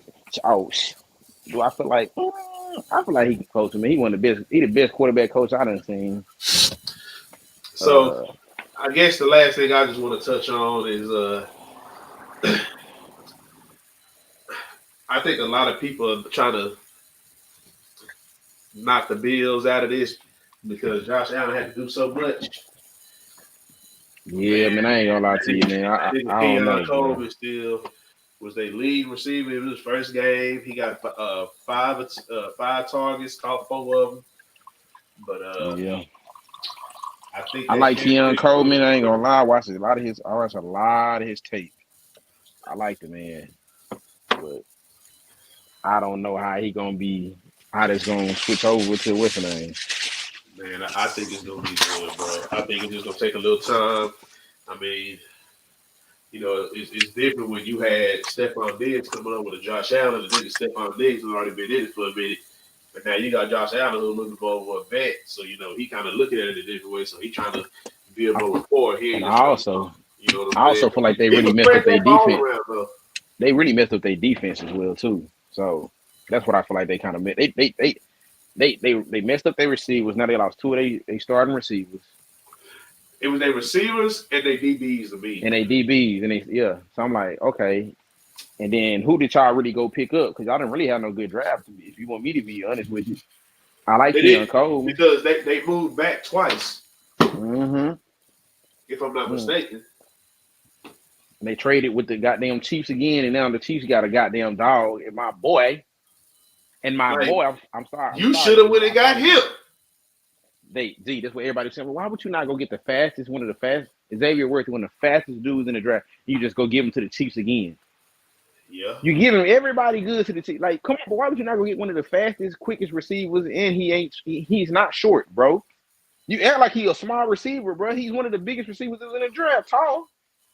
I think he like 6'2". You got a quarterback with one of the biggest arms in the goddamn with the biggest world arms going into a guy that big.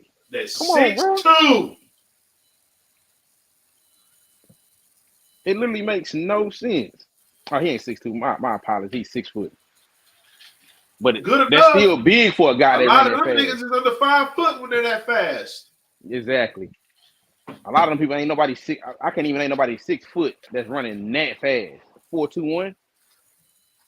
I don't know what DK40 is, but I mean that's the closest thing I can think of. That nigga got some jets on him, but it's just like, come on now, it ain't a lot of that just walking down the goddamn street. And don't get in the end zone. And you give it to the niggas that you going to have to. You got to go through.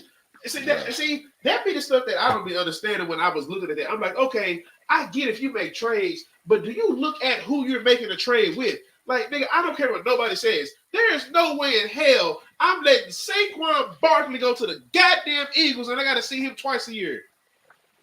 Yeah. I don't know why they didn't pay the man. You should have went ahead and just paid the man, bro. And then went to go get it and trade Daniel Jones for a goddamn 6th-round pick because you wouldn't have got much for the nigga. Boy. And goddamn, whatever that money hit would have been what it was. But at the end of the day, you would have saved something.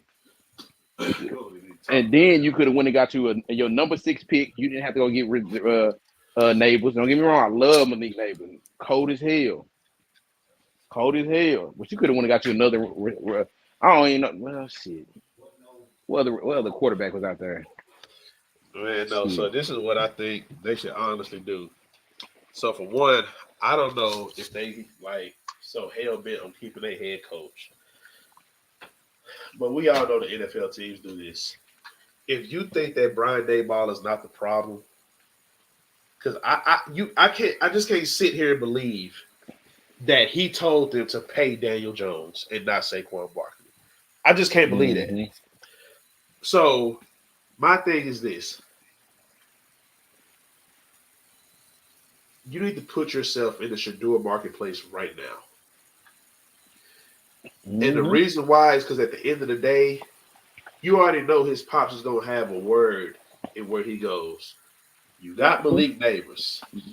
You may have to make some changes on your coaching staff. You need to bring in some more defense. Make sure you get your offensive line straight. You get him with Malik Neighbors. It would have been nice to still have Darren Waller, who retired for whatever reason, but I ain't going to get to that because I don't want to offend anybody. But it's New York. No, but you said, hold on. You said who? You said who was that got retired? Who's that? Darren Waller. Oh yeah, man. He got divorced, man. He was depressed, dog. I ain't getting into none of that. Go ahead, brother. He was looking pretty happy to me. See, when that divorce happened, that nigga said, "Nope, not playing." He was get my wife back, and he was showing all them teeth. And he announced their retirement too. So, nigga, when I'm sad, I'm sad. I put the lip down. Man, you hear me, G? For real. But hope he good though, man. Shout out Darren Waller, man. Kind of fuck me when you're in fantasy, but we good.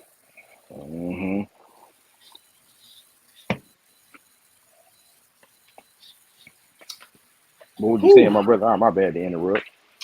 You talking about the Giants? Pretty much it. That I think that the Giants need to be in the Shador Sanders sweepstakes. It's a lot of things. I think the Panthers should be in that sweepstakes too. You know how you just said that if somebody gets drafted somewhere, they should demand not to go. That's exactly what's gonna happen. Hey, that's why. Damn what you see what's going over with that nigga. Boy, he loses goddamn mind. Nigga be getting just like the offensive line, bro. I went back and watched that game, bro, and I'm like, okay, all this can't be all his fault. Like, which it was all his. It wasn't all on him for sure, but boy, that offensive line is so bad, dog. I'm talking about it's down set already. I'm talking about the interior, outside, edge rushers. I say, bro, did nobody block the whole? They did be saying down set. Nobody blocked the whole play. The whole entire. I'm talking about like multiple plays where it was three people coming right out. I'm talking about the ball move and get in his hand. It's already people there. I said, it's no way possible. I said, bro, it's no way possible. Like that was absolutely insane. He was getting his butt whooped. Yeah. You know, if you give him time, bro, he's accurate. He's not a bad throwing quarterback. If you give him any little time, he can make any pass. Just give him give him 5 seconds.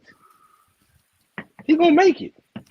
Just give him somebody to pass it to at least, or something. But yeah, that's just awful, man. But it's gonna be some good quarterbacks coming out this year too, though. Don't forget about Texas quarterback too. He's coming out. Let's not forget. Air was coming out too. I just think I almost choose him over. Shadur right now. Honestly, you want to be completely honest with you. Oh no, I'm completely with you, and I ain't mad at that pick at all. It's just I feel like that, you know, it might be a lot of teams that make some sneaky moves next year, man. I mean, we know that the Raiders are still in need for a quarterback. We don't know what the Seahawks' direction is going to be after this last year with Geno Smith. The Browns might be in search for another quarterback, depending on how Deshaun plays. I mean, it's just a lot of teams. I mean, I think they'll take it's just a lot of factors man. that could go on with a lot of teams that's going to dictate how they move. I mean, Matthew Stafford's getting older. Let's see if he holds up. Bryce Young, are they going to move on? The Vikings, I mean, they got J.J. McCarthy, but the Steelers, what are they going to do? It's just a lot of different. The Patriots, it's just a lot of different teams that, you know, some moves can be happening. I mean, I'm not gonna lie to you, bro. Depending on how this season goes for the Cardinals, I'm not gonna be surprised if Colin Murray tries to demand a trade somewhere. So it's just a lot of different moving pieces that could possibly happen. The Titans might be looking for somebody. They may not think that Will Levis is that one. You know that these teams jump off of these players a lot quicker than they used to in the past. So who knows? The Cowboys. It's just a lot. Like I just said, if they really not happy, they may try to trade him off. It's just a lot of unknowns. And like you said, you got him. You got Quinn Ewers. Quinn Ewers. You got goddamn Shador. I mean, who else knows that they may try to throw in there? You know, they always throw in a couple of the quarterbacks. You know, they have a real good season. Who knows who else might be out there for the taking? So it's just a lot of variables, bro. You just never know. Never know. Shit, I done named off at least 5, 6, 7 teams, bro. Like shit. It's gonna be some teams, bro. It's gonna be some damn teams. Shit, I feel like if I'm wrong, boy. I feel like if Cincinnati don't do good this year, hey, I don't think man, Cincinnati they gonna hold on to him for dear life. Hey, come here, man. Let me talk to you. They gonna hold on to him for dear life because they showed like to go somewhere where it's a little bit more hot at because the way he been getting hurt. The Bengals definitely did just lose to the Patriots. I mean, goddamn, I know everybody else may have lost, but the Steelers. But you niggas lost to the Patriots. Come on, man. I ain't know who they quarterback they play. Who they had a quarterback here? Jacoby Brissett. See what I'm saying? You do to Jacoby Brissett. I don't even know who their wide receivers are. G, listen to me, G. I don't even know. I don't even know a lot of those players. Nigga, they lost. They got rid of. G, this is what I'm trying to tell you, G. He hadn't played good in the last two and a half seasons, dog. But it's like, bro, like every year. I hurt once. It's been 3 years he done been hurt, bro. Come on now. Bro, I'm just talking about, is this how we have to just prepare for a Joe Burrow's year every year, bro? Like when we talk about when we put him in the category of the Pats, the Lamars, the Josh Allens, like, is this how we got to start the year with you? Like, nigga, even Lamar in his loss was better than you, bro. Josh Allen accounted for 4 total touchdowns, which nobody is surprised by. Pat did his thing. Mm-hmm. Like, come on now. Like, do we have to expect this from you every year? And then you have people that get online and like, oh, well, this happens every year. He'll be all right.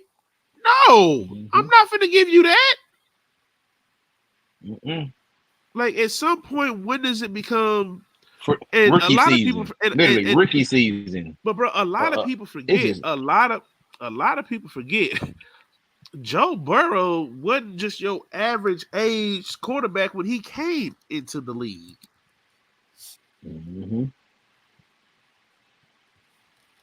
Joe Burrow is 27 years old. And it's going to turn 28. And it's been hurt how many times? First season, he tore the ACL. Come on, bro. The next 2 seasons, he played good. That's when he made it pretty far. Super Bowl championship game. He's been here for 4 years. Hurt. 2023, hurt. Trash. Absolutely garbage can in 2023. I'm talking about absolutely garbage. It was 4 years, bro. Then you lose again. Then you go throw 164 with the sorry team. Well, I ain't gonna say the sorry team. So I actually like they coach. I like everything about the team. I know they're on the building. They're building. But you can't lose that game. You can't lose that game, dog. He had 2 good back-to-back years where he stayed healthy for the most part. Exactly. Every other he's been hurt for 2 seasons. Two out of his 4 seasons, he has been hurt. And I want to say if he get hurt again, G, and we talking about one season, G, he got hurt super early. This last season, he still got hurt middle of the season. They was absolutely garbage can during that time frame. Yeah. And then he come in this season, and then you lose against the Patriots for again, and then you come out and you still don't make the playoffs this year. Hello, anybody there? Anybody want Joe Burrow for a first round? Boy, you ain't gonna get no first round pick for that nigga. Shit. I'm gonna tell Joe Burrow, hey man, you want to go somewhere else? Just say you unhappy here with us, just because we really unhappy with your ass. But just say you unhappy with us. Coaching ain't doing good because we firing everybody. I'm the owner saying this shit. We firing every motherfucking body. Just say you not happy with nothing, and then we gonna want to trade. Matter of fact, nigga, the GM getting fired. I'm firing everybody, nigga. I'm the owner. I'm gonna trade your ass. Somebody give me a first and a fourth. Fuck it. You got to get your ass up out of here. I'll take the collateral. We finna start this motherfucker over. I'm being dead serious, but that's just embarrassing what he been. You know what I'm saying? Come on now. The only reason why what you talking about is not gonna happen is because it's Cincinnati. Now, you ain't lying. I'm just talking. I gotta talk my little trash in there, but there's too much dead money on cap on the account right now. They let him go. Nigga, fuck all that. They let him go. They owe 154 million. Nigga, fuck all that damn money. Them niggas ain't had nobody bring them to the goddamn Super Bowl. Nah, facts. They barely had somebody bring them a playoff game. Carson Palmer wasn't doing nothing. Exactly. Get to the playoffs, losing. The second best quarterback them niggas that had is Carson Palmer. That ain't saying too goddamn much. That nigga was trash, but he wasn't the best either. You had to get it together. So hey, nigga, they ain't finna let that nigga walk, especially shit. Nah, they owe that man too much money though, for real. Too much money. Hell yeah, they do. Damn, he ain't got no potential out until 2029. And they still gotta pay him money after that. 2030, still got a cap hit of $9 million. 2031 is $3 million. 2032, they gotta pay him $1 million. That's crazy. Or just a cap hit. Whew. And the craziest part about it, they paid that man right after the injured season. I don't want to hear what nobody got to say. That's wild. He been having these soft tissue injuries like I don't know what lately.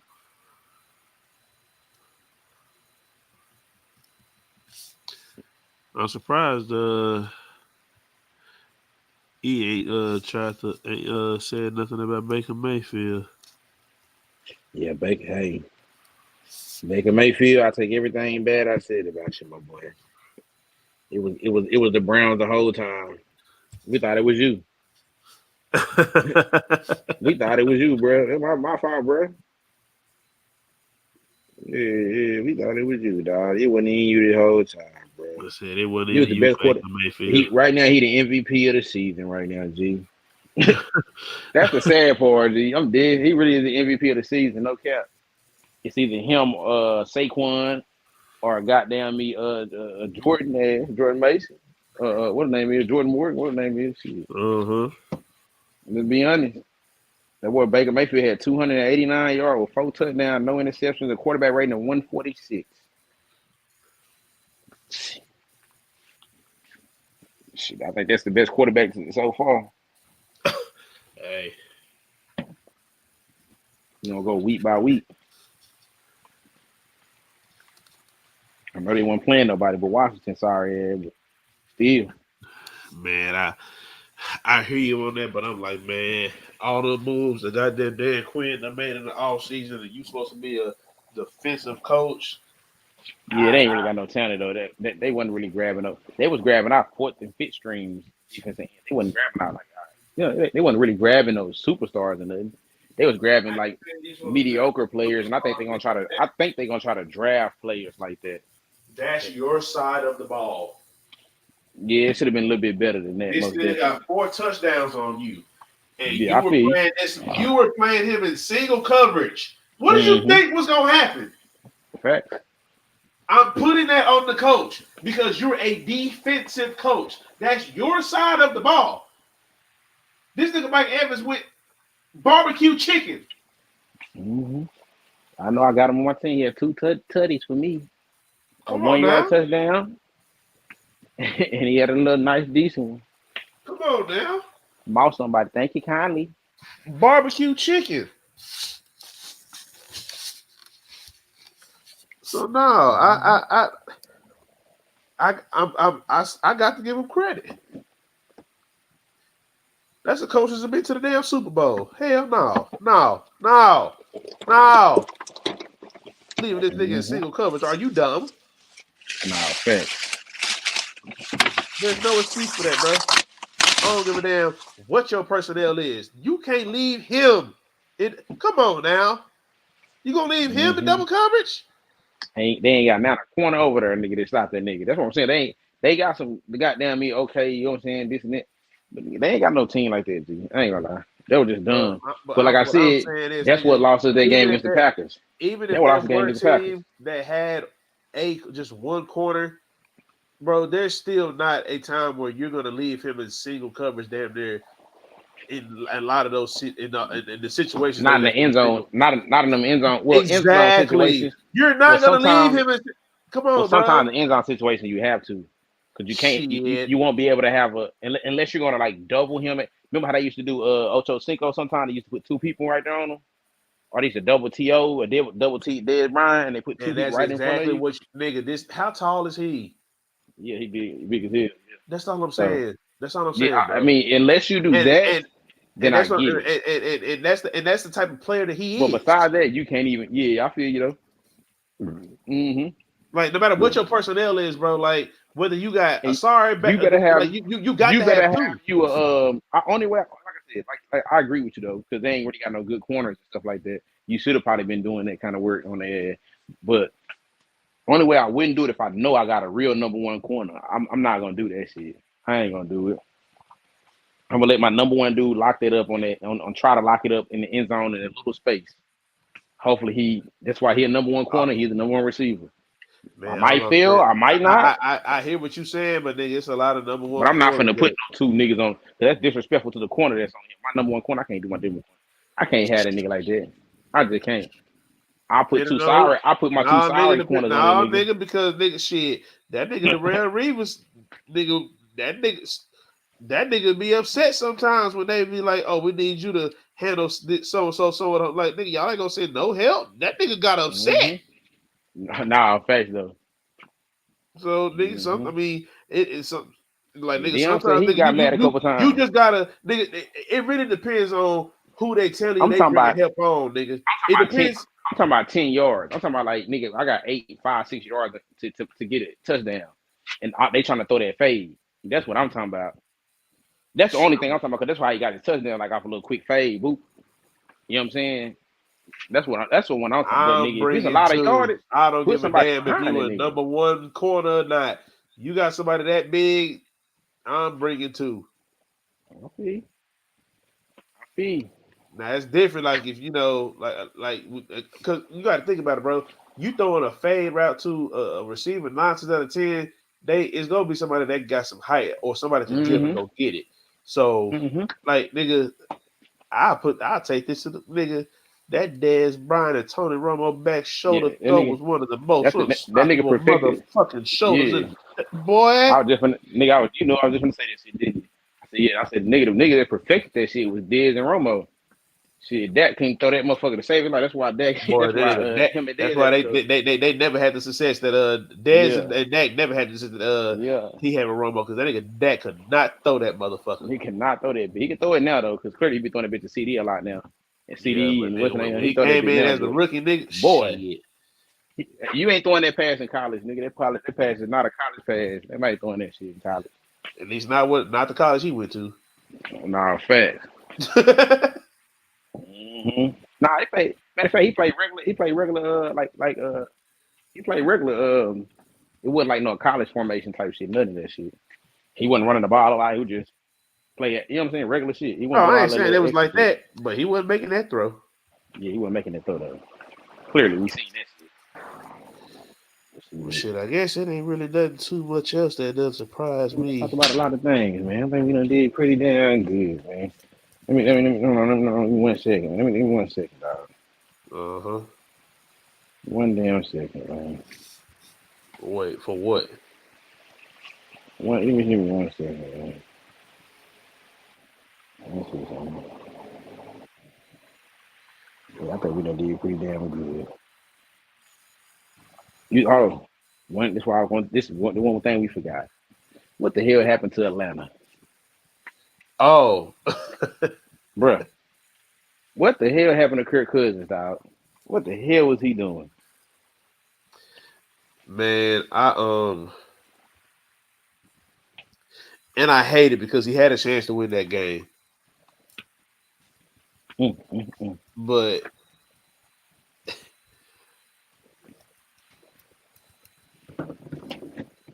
I'm gonna say my he piece on this.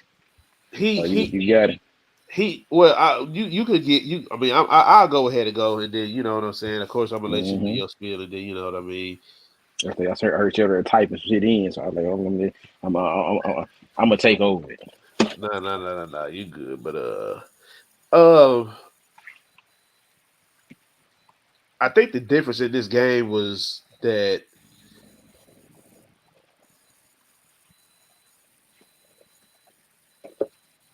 it was the turnovers for Kirk Cousins. He threw 2 picks.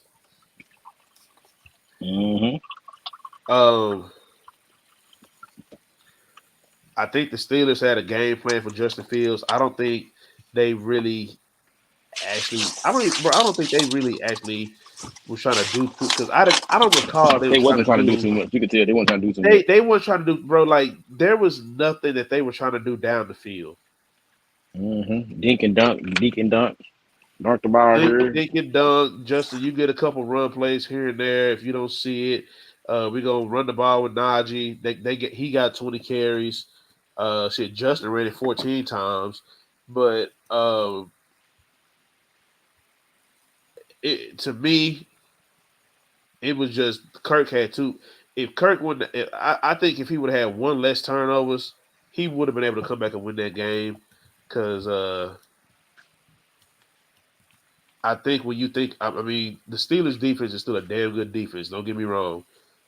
So I really want to see how Atlanta looked against this team, even though this is just their first go around together in live NFL action. But with me saying that, I think he needs to get Drake London involved a lot more. Mm-hmm. I agree with you. I I don't think understand Drake how the London hell needs to Drake get London not involved a involved. lot more. Like I'm sorry, like I don't know if you just don't if there's no trust or what, but we just saw you throw the ball to Justin Jefferson for what the last 3-4 years. Mm-hmm. I need you to get your When yo your first round receiver when your involved. goddamn me when goddamn Ray McLeod nigga is your That's your leading best receiver, receiver. that's out of here. Cal Pitts only got 26 yards. Come on now. Come on, man. Drake London only got 2 catches. Kyle Pitts only got 2 catches. Yo. Like, come on now. Mm-hmm. Your running back got more catches than them. Which Exactly. I ain't tripping over. But like, come on. He got more. They got more targets than him. Than them niggas. How you got more targets with your running back? You got Cal Pitts, London. Now I need to go Shit, even rewatch Daryl it. Mooney. They got Daryl Mooney over. I forgot they got a Daryl Mooney over there. He Hell got yeah. a I need to nice go little gadget. rewatch it because I need to see. I mean, again, I just seen the end of the game. That's all I had seen. I just seen like completely like that end. I man, I really had no watched clue some what of it, but happened. it was like it looked bad, bro. Mm-hmm. Like there was some stuff with Justin Fields that I liked. I like that he shit between him and George Pickens, he was throwing that bitch. He was letting him get them contested catches. He was throwing it. You know what I'm saying? So Mm-hmm. I like that part of it. But I mean, we seen this with him and DJ Moore. So again, that's not really a surprise to me.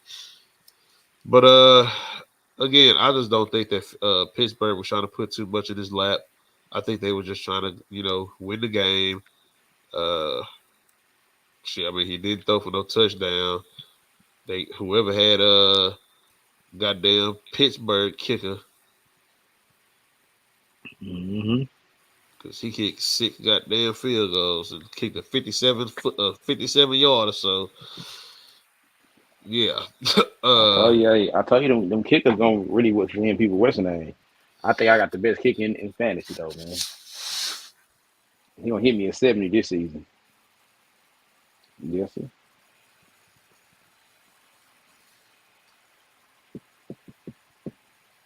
yeah, bro. I think that's about it, man. What the oh boy, this nigga Andre. Y'all still on? That's what he said. Yeah. Shit, I'll wait for him for a little bit. He texted that like 8 minutes ago. Oh, we ain't do the Texans and the Colts.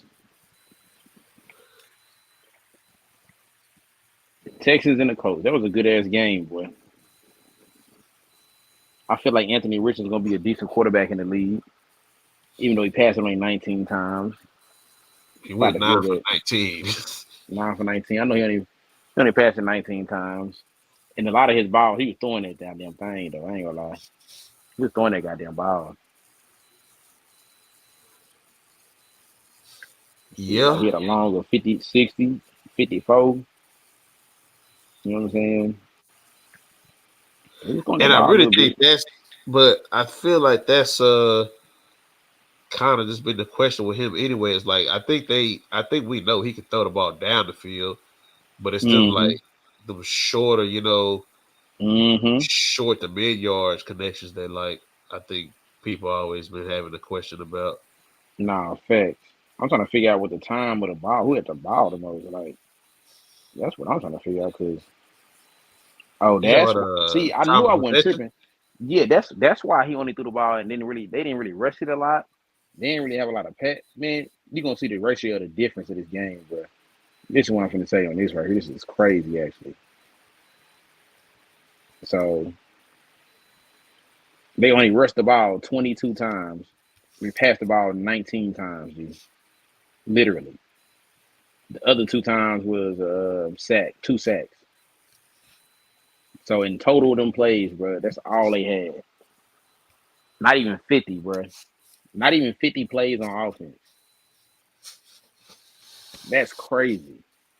When I go back and look at the time of possession, bro, Houston had the ball Damn. 40 minutes. and they only had about 20. Colts only had about 20 minutes, bro. Yeah, I'm looking That's at it right now. crazy, bro. That's what I'm saying. Like, it had to been something going on during this game. They literally had Yeah, but for 33 you to less only, plays. but what's crazy is for you to only lose by 2 points. Yeah, that's what I'm saying. That's what I'm like. Hold on, bro. They played 33 more plays than him, bro. That's crazy, bro. And only lose by two. What? The passing, he passed about 5 yards less than what's his name did. Come on, bro.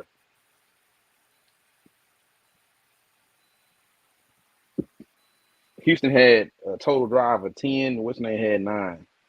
But the per yards per play, Colts had better per yards per play. Per yards per pass, clearly, the coach said he was passing at least 10 yards a pass. But there go the difference right there. Joe Mixon was running that damn ball. Yep. That was the difference of the game. They almost ran double, basically. More than double. That was literally the difference of the game right there. Well, again, One I turnover. mean, yeah, I was about to say it was one turnover the whole game. It wasn't like sometimes it ain't no big deal breaking. In this game, it happened to be. Yeah. So, yeah, man, that one turnover probably hit them. They got to try to stop that run. That's what they got to do. That's the whole point of the game. If they would have stopped that run, they'd have had a better chance of winning the game. Gave themselves more possessions.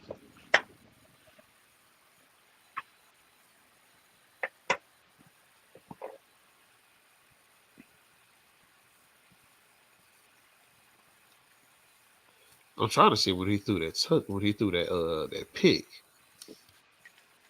Yeah, I didn't even see the pick.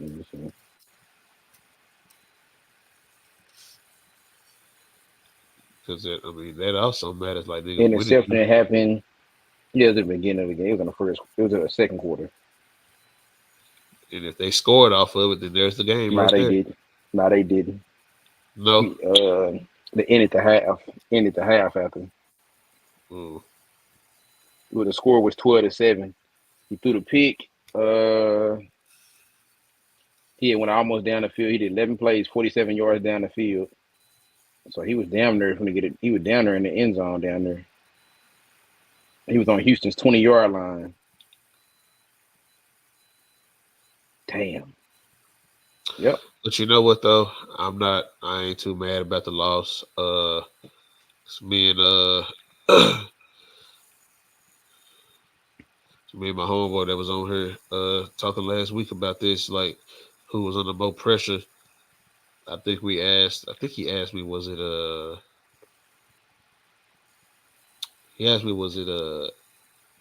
Anthony Richardson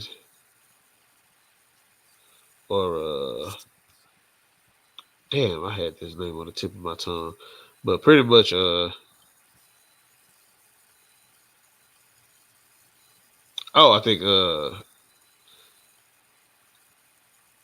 think he said Will Levis. He said, "What happened? What about him now?" I think he asked me which quarterback was under more pressure, Anthony Richardson or Will Levis. Will Levis.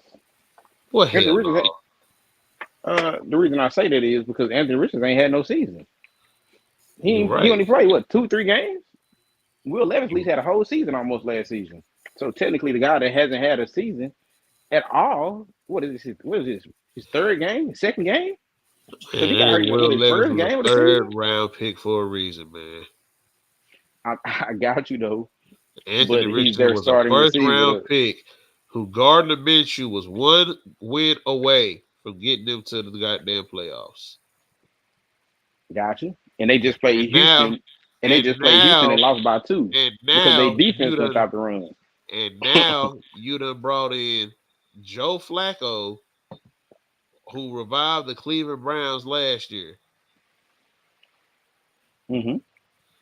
So I'm just looking at all of that. It's like, okay, You talking about okay?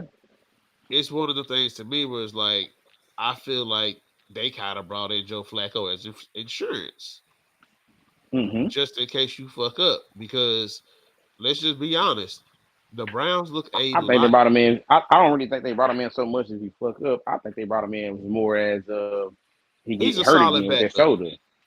Yeah, he started back up in that shoulder. He just came off an injury. He only played one game, G. I think, was it one game, right?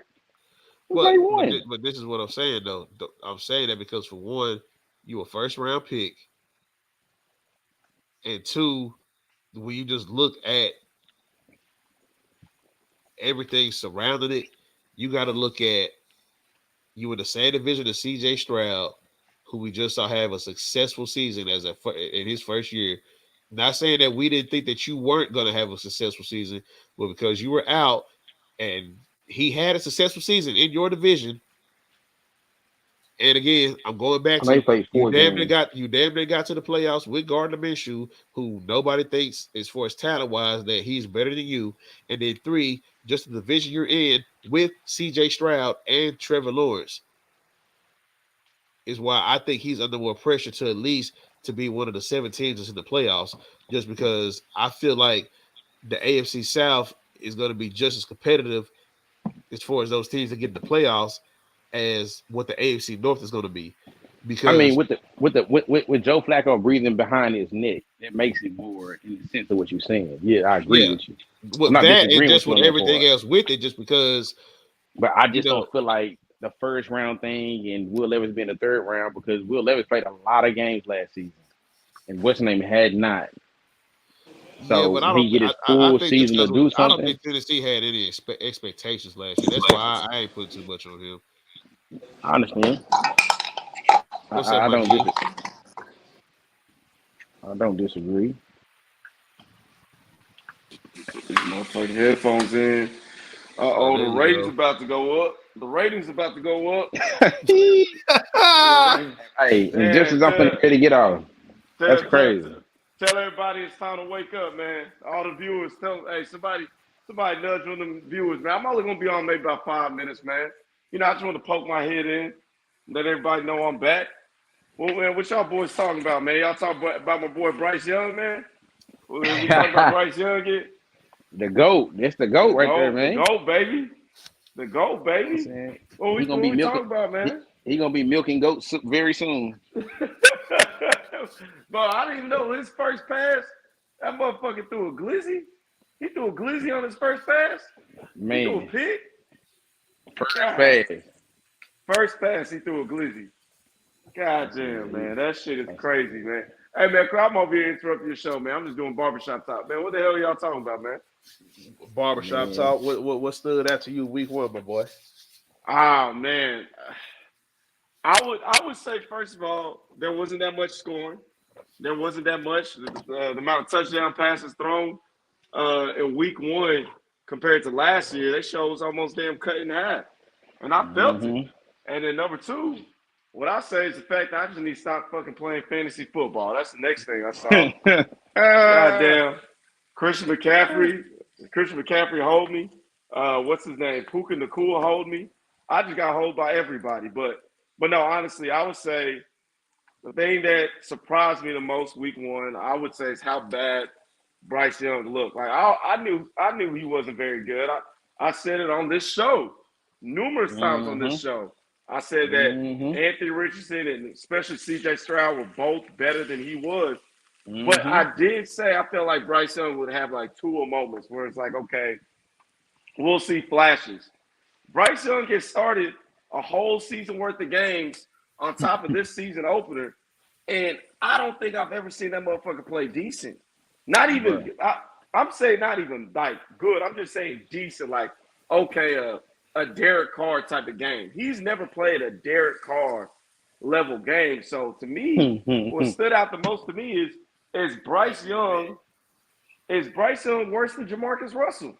Is he the worst number Boy. one overall pick quarterback we've ever Mm. seen?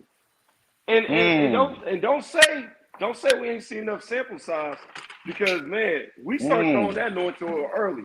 Quarterbacks don't have that long leash. Ask Josh Rosen. They got rid of him in Arizona after 1 year. So to Mm. me, I think Bryce Young right now is on a trajectory to be the worst number one overall pick we may have ever seen. We may have Mm. ever seen. And almost in any sport. I mean, Anthony Bennett in the NBA, he has that pretty sewed up over there.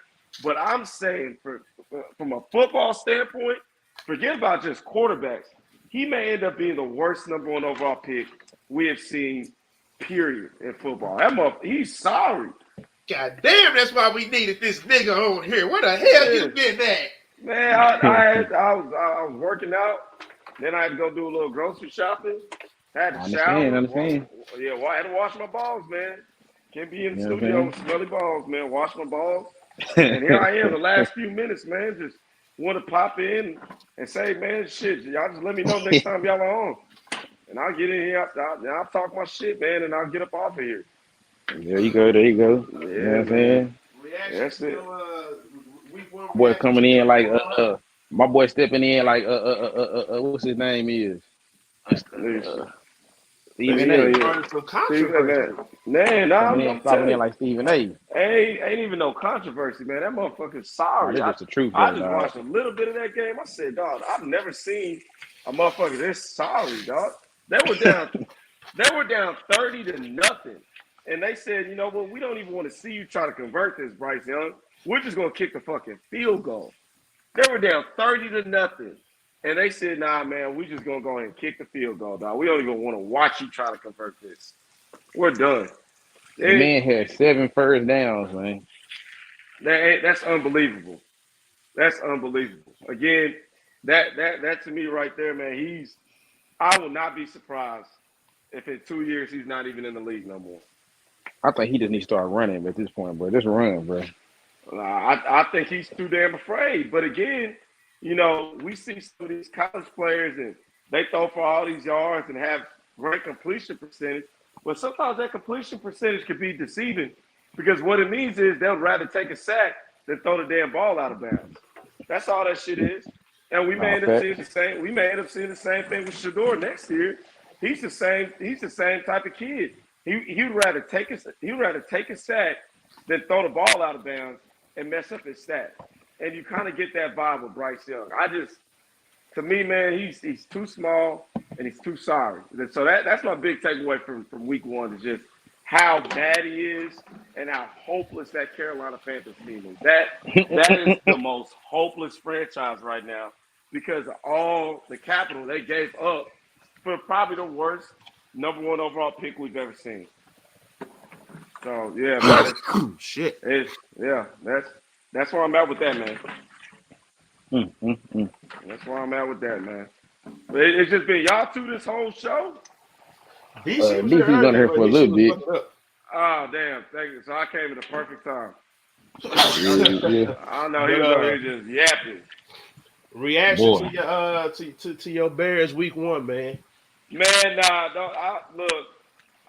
From now on, I just declare to wherever my brother's playing is my team because hell no. The fact that the Bears got this man out here with goddamn painting that man. Look, man, I've crossed the line. I'm officially at unk status right now.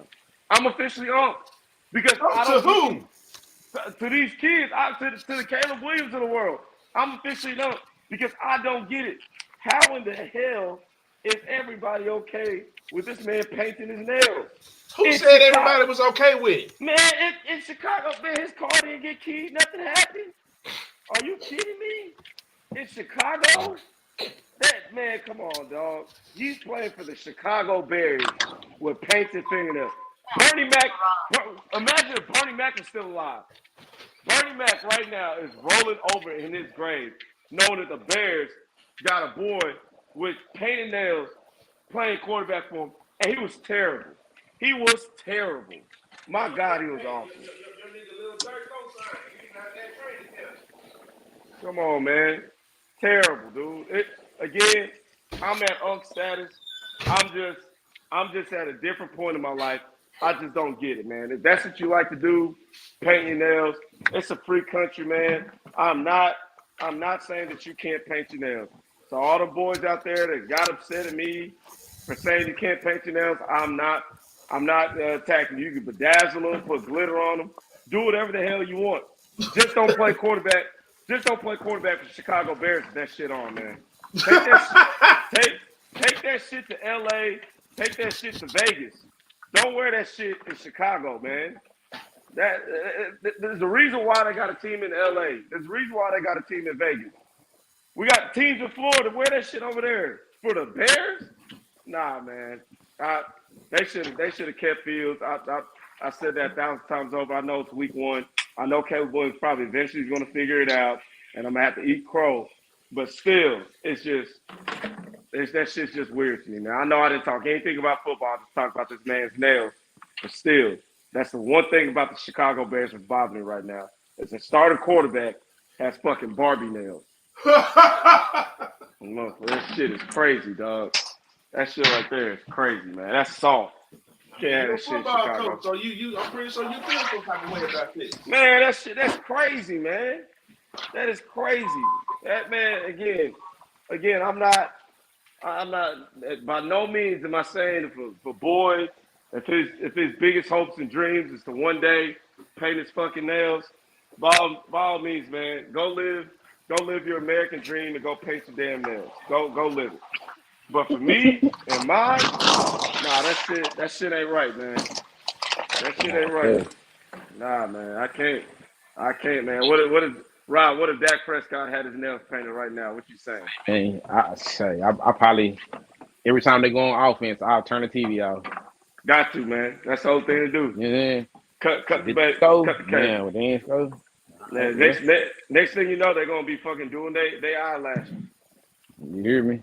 Yeah, come on, man. Wait, Man. what? They're gonna be doing their eyelashes. They're gonna be doing their toenails. They're gonna be doing all that shit, man. All of it. Wearing the glitter sticks in their hair, bro. Like, come on, man. What are we really talking about right now? What are we talking about? Instead of having the black stripes under their eyebrow, under their eyes, they're gonna have some glitter under their eyes. It's gonna look like the fucking what's that? The longest yard or gridiron game? Yeah. No, longest yard. It's gonna look like them dudes, man. Like I'm telling you, Bernie Mac is sick right now, dog. Bernie Mac is sick, bro. Oh, Bernie Mac will not have stood for this, man. That's a huge Bears fan right there. Bernie Mac will not have stood for this type of injustice, man. Injustice somewhere is injustice anywhere. And what we see right now in Chicago with this man running around with goddamn injustice anywhere is injustice everywhere. And my boy, man, we are seeing that in Chicago with this man going, what was he, like 8 for 23? Like his completion percentage was ass. And then they interviewed his sissy butt after the game. I said,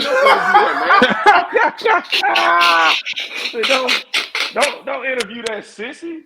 Come on, man. Fucking sissy. Oh, come on, man. What are we talking about right now, dog? Motherfucking sissy, dog. Man, hell. Man, go ahead and cancel me. I don't care, dog.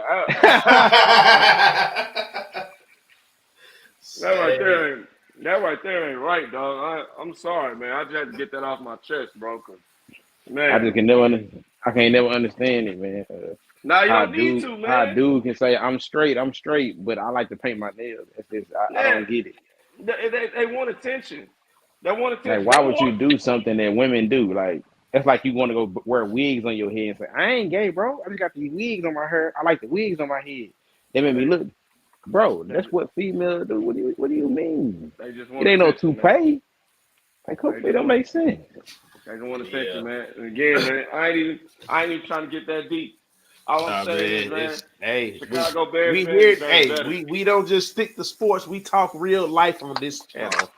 It's all real life, man. Because that shit, man, that was weighing heavy on my heart, man. I ain't even gonna lie to you. I understand. Weighing real heavy on my heart, man. We try to give you a platform to express what you need, and we not gonna hide it. It's gonna get clipped. You know what I'm saying? It's gonna get shared somewhere. Yeah, man. Yeah. But that shit right there. I guess I got since you here, Andre, I just have to apologize. Because it wouldn't lie. I just have to apologize. About what? Man, don't even start. For this extra foot I had to put in your ass, nigga. That nigga was waiting on the great white hope, and that nigga could not deliver and got his ass whooped. First of all, this is how crazy shit was.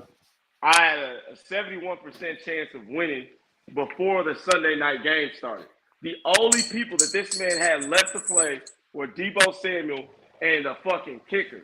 I had Puka Nacua.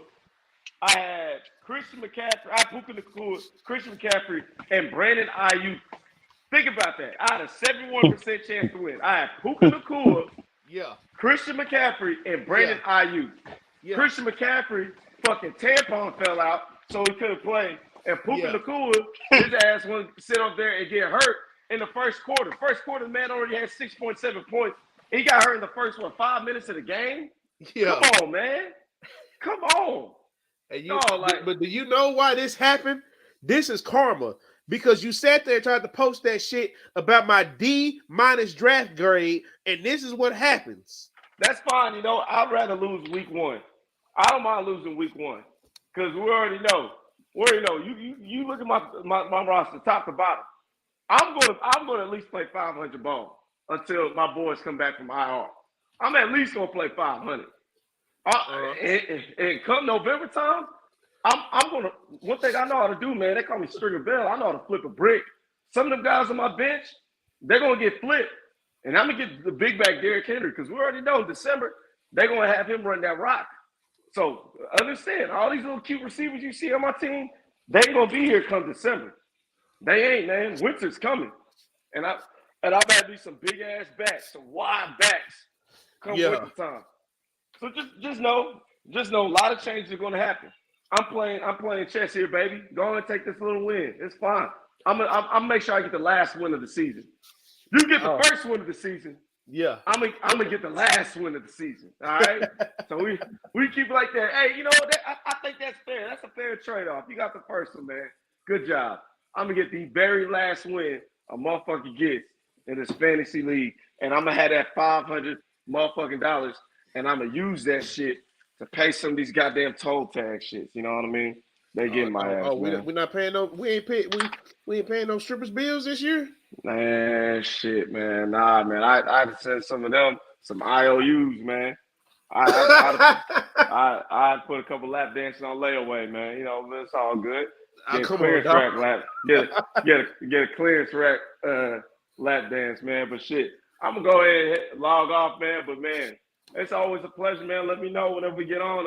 It was nice getting some of that stuff off my chest, man, and off my heart, man. That way the general public can know exactly where I stand, man. I'm big unk status now, man. I'm big unk.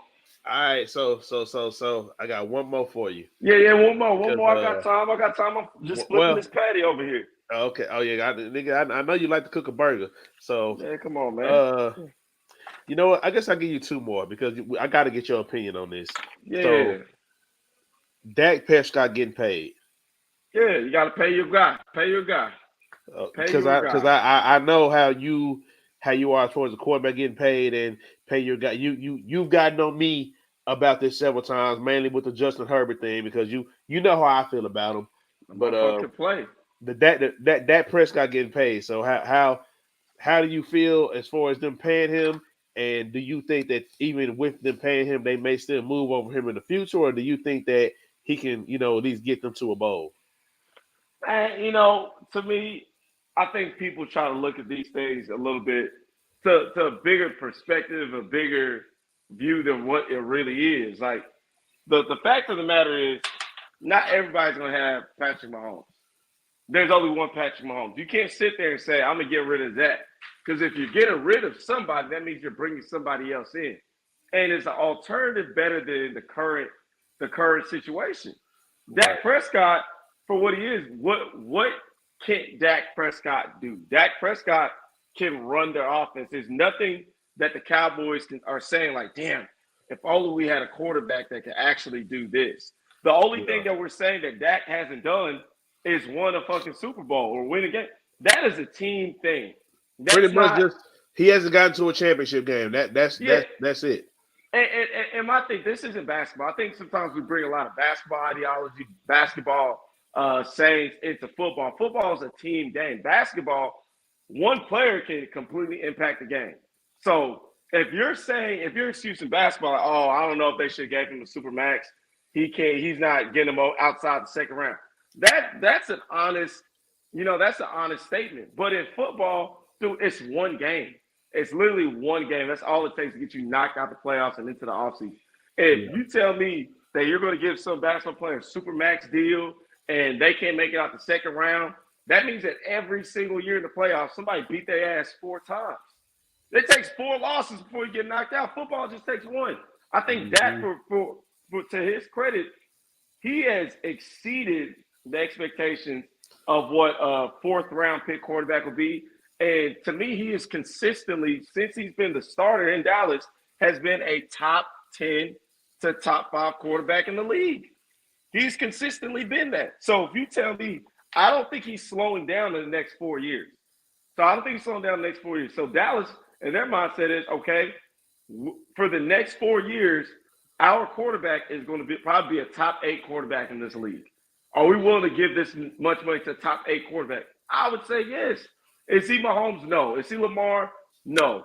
Is he Justin Herbert? I say no. Is he C.J. Stroud? Some days. There's some days.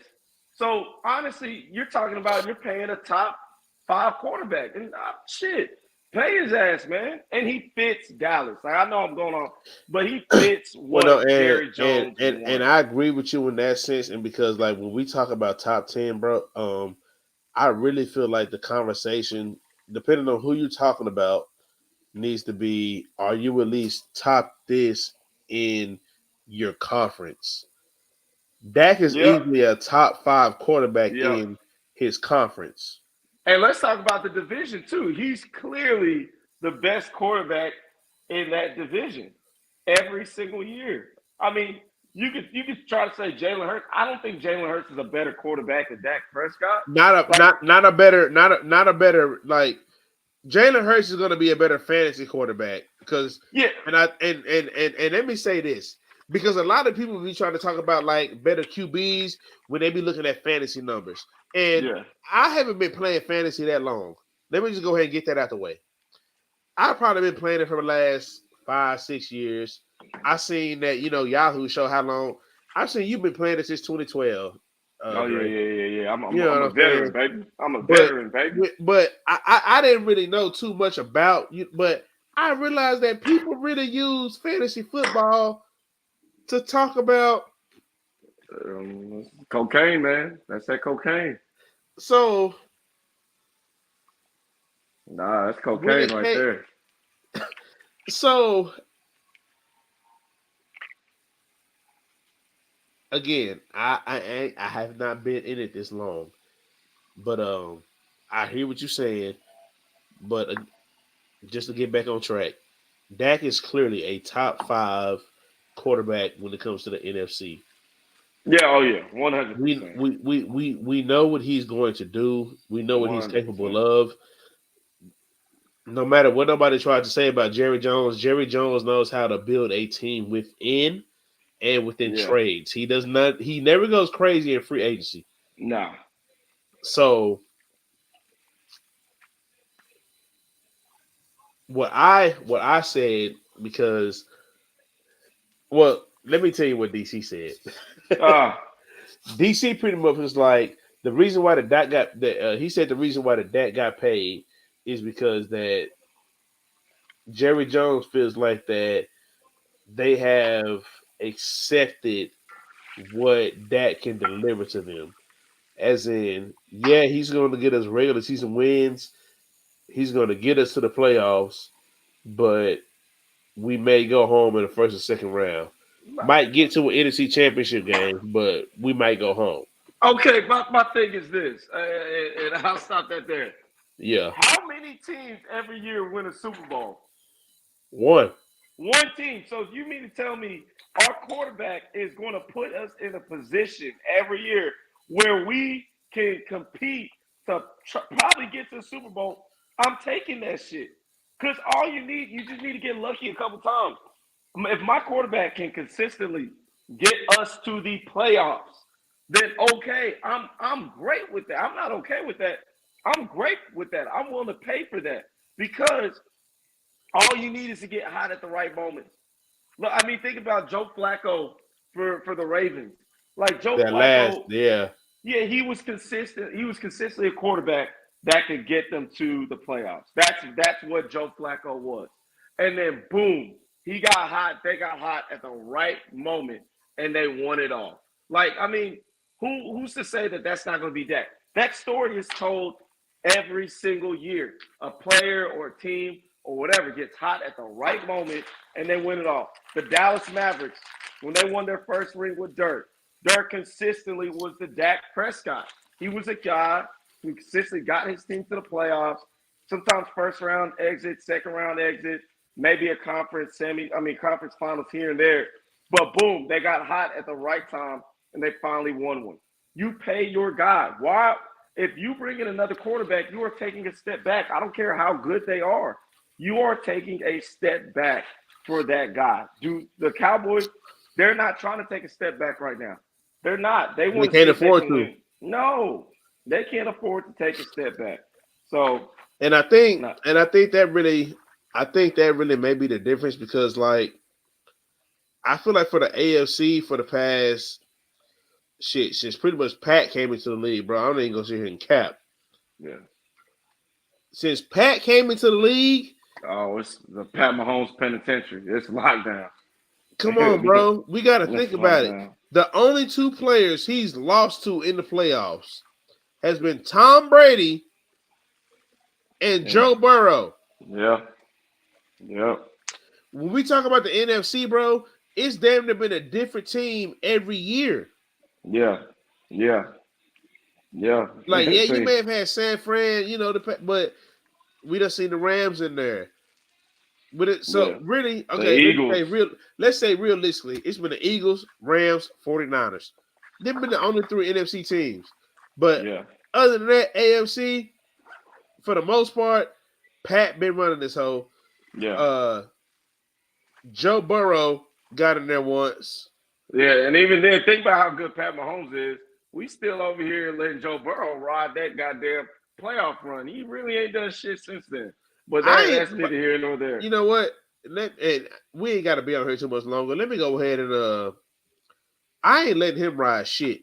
Man, look, I've been saying it, and I'm glad we got the show because I can document it. I've been saying people have given Joe Burrow a pass off of some team success. Joe Burrow has consistently rolled the wave of team success.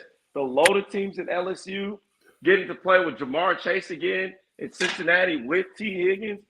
Joe Burrow is a team success guy. He is, to me, there's no difference between him and Brock Purdy.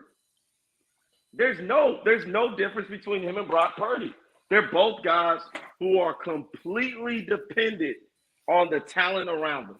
Completely, not kind of dependent, completely dependent. Their success is completely driven by the guys around them. And that's no knock. It just is what it is. He's a very, very hyped up game manager in a sense. He can make plays, but ultimately, if Jamar Chase is having an off day, Joe Burrow's having an off day.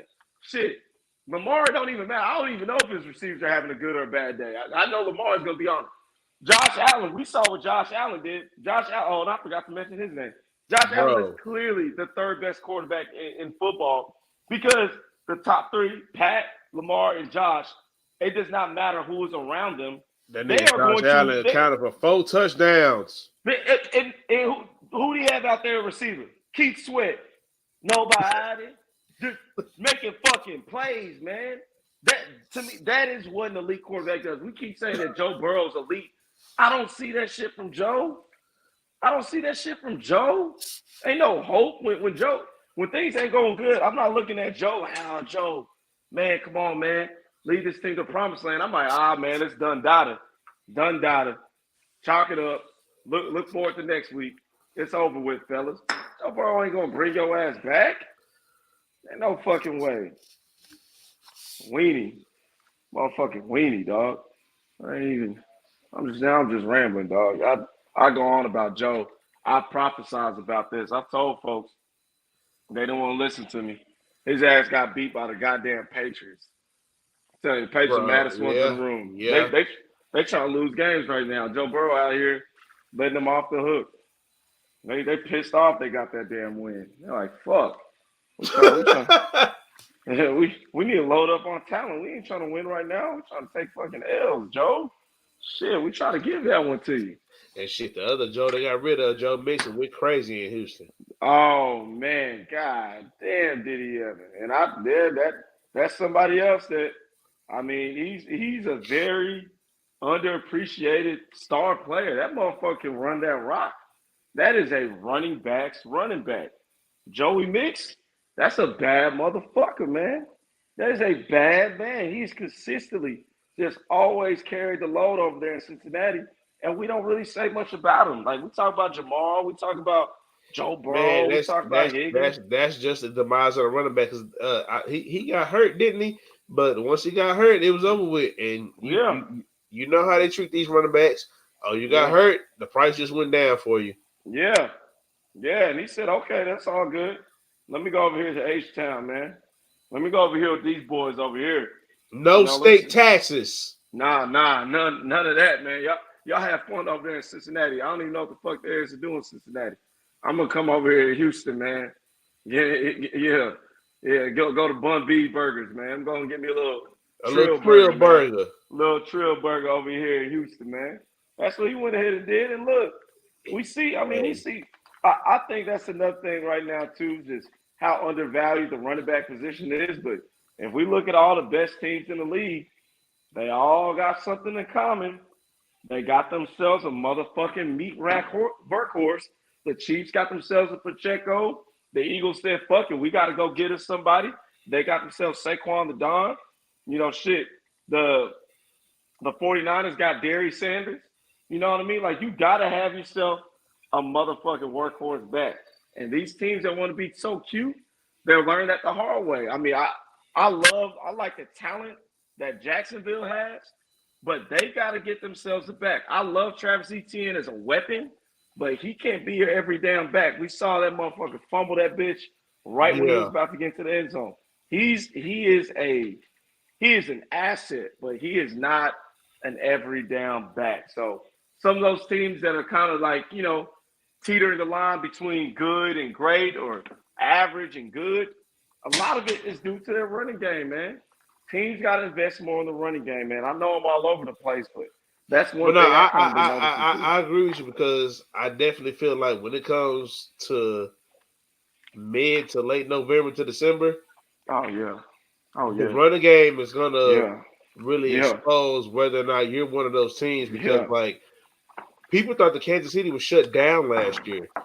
We didn't really think too much of Isaiah Pacheco, but what did he do? Motherfucker is a beast. What did he do? What did he do? Big body back. That is. We didn't think, we didn't think that the Bills were that much of a running team. Yeah, they played the Cowboys late in the season and had to rely on that running game. James Cook, boy, that was his "I'm here" game. He said, "Guys, hey man, I'm here." You know what I mean? But nah, it's come December, all that pretty boy shit, you gotta throw that shit out the window. All that cute shit is done. Yeah. All them mid crocs and all this bull. Nah, man, you gotta be able to run that motherfucking rock. And if you can't do that, you're gonna get exposed. You're gonna get exposed, and ain't no ifs, ands, or buts. It's just simply a win and wear. It's simply a win and fucking wear. But I ain't gonna hold you too much. I ain't gonna hold you no longer, my boy. Oh man, appreciate you hopping on. Oh, it's always a pleasure. Been another episode, Cold True Podcast. I'm your host, White Boy Chris. I'm signing out with my boy Andre. Big on. Another one, man. Big on. Yes, sir, man. Stay up, man. Yeah.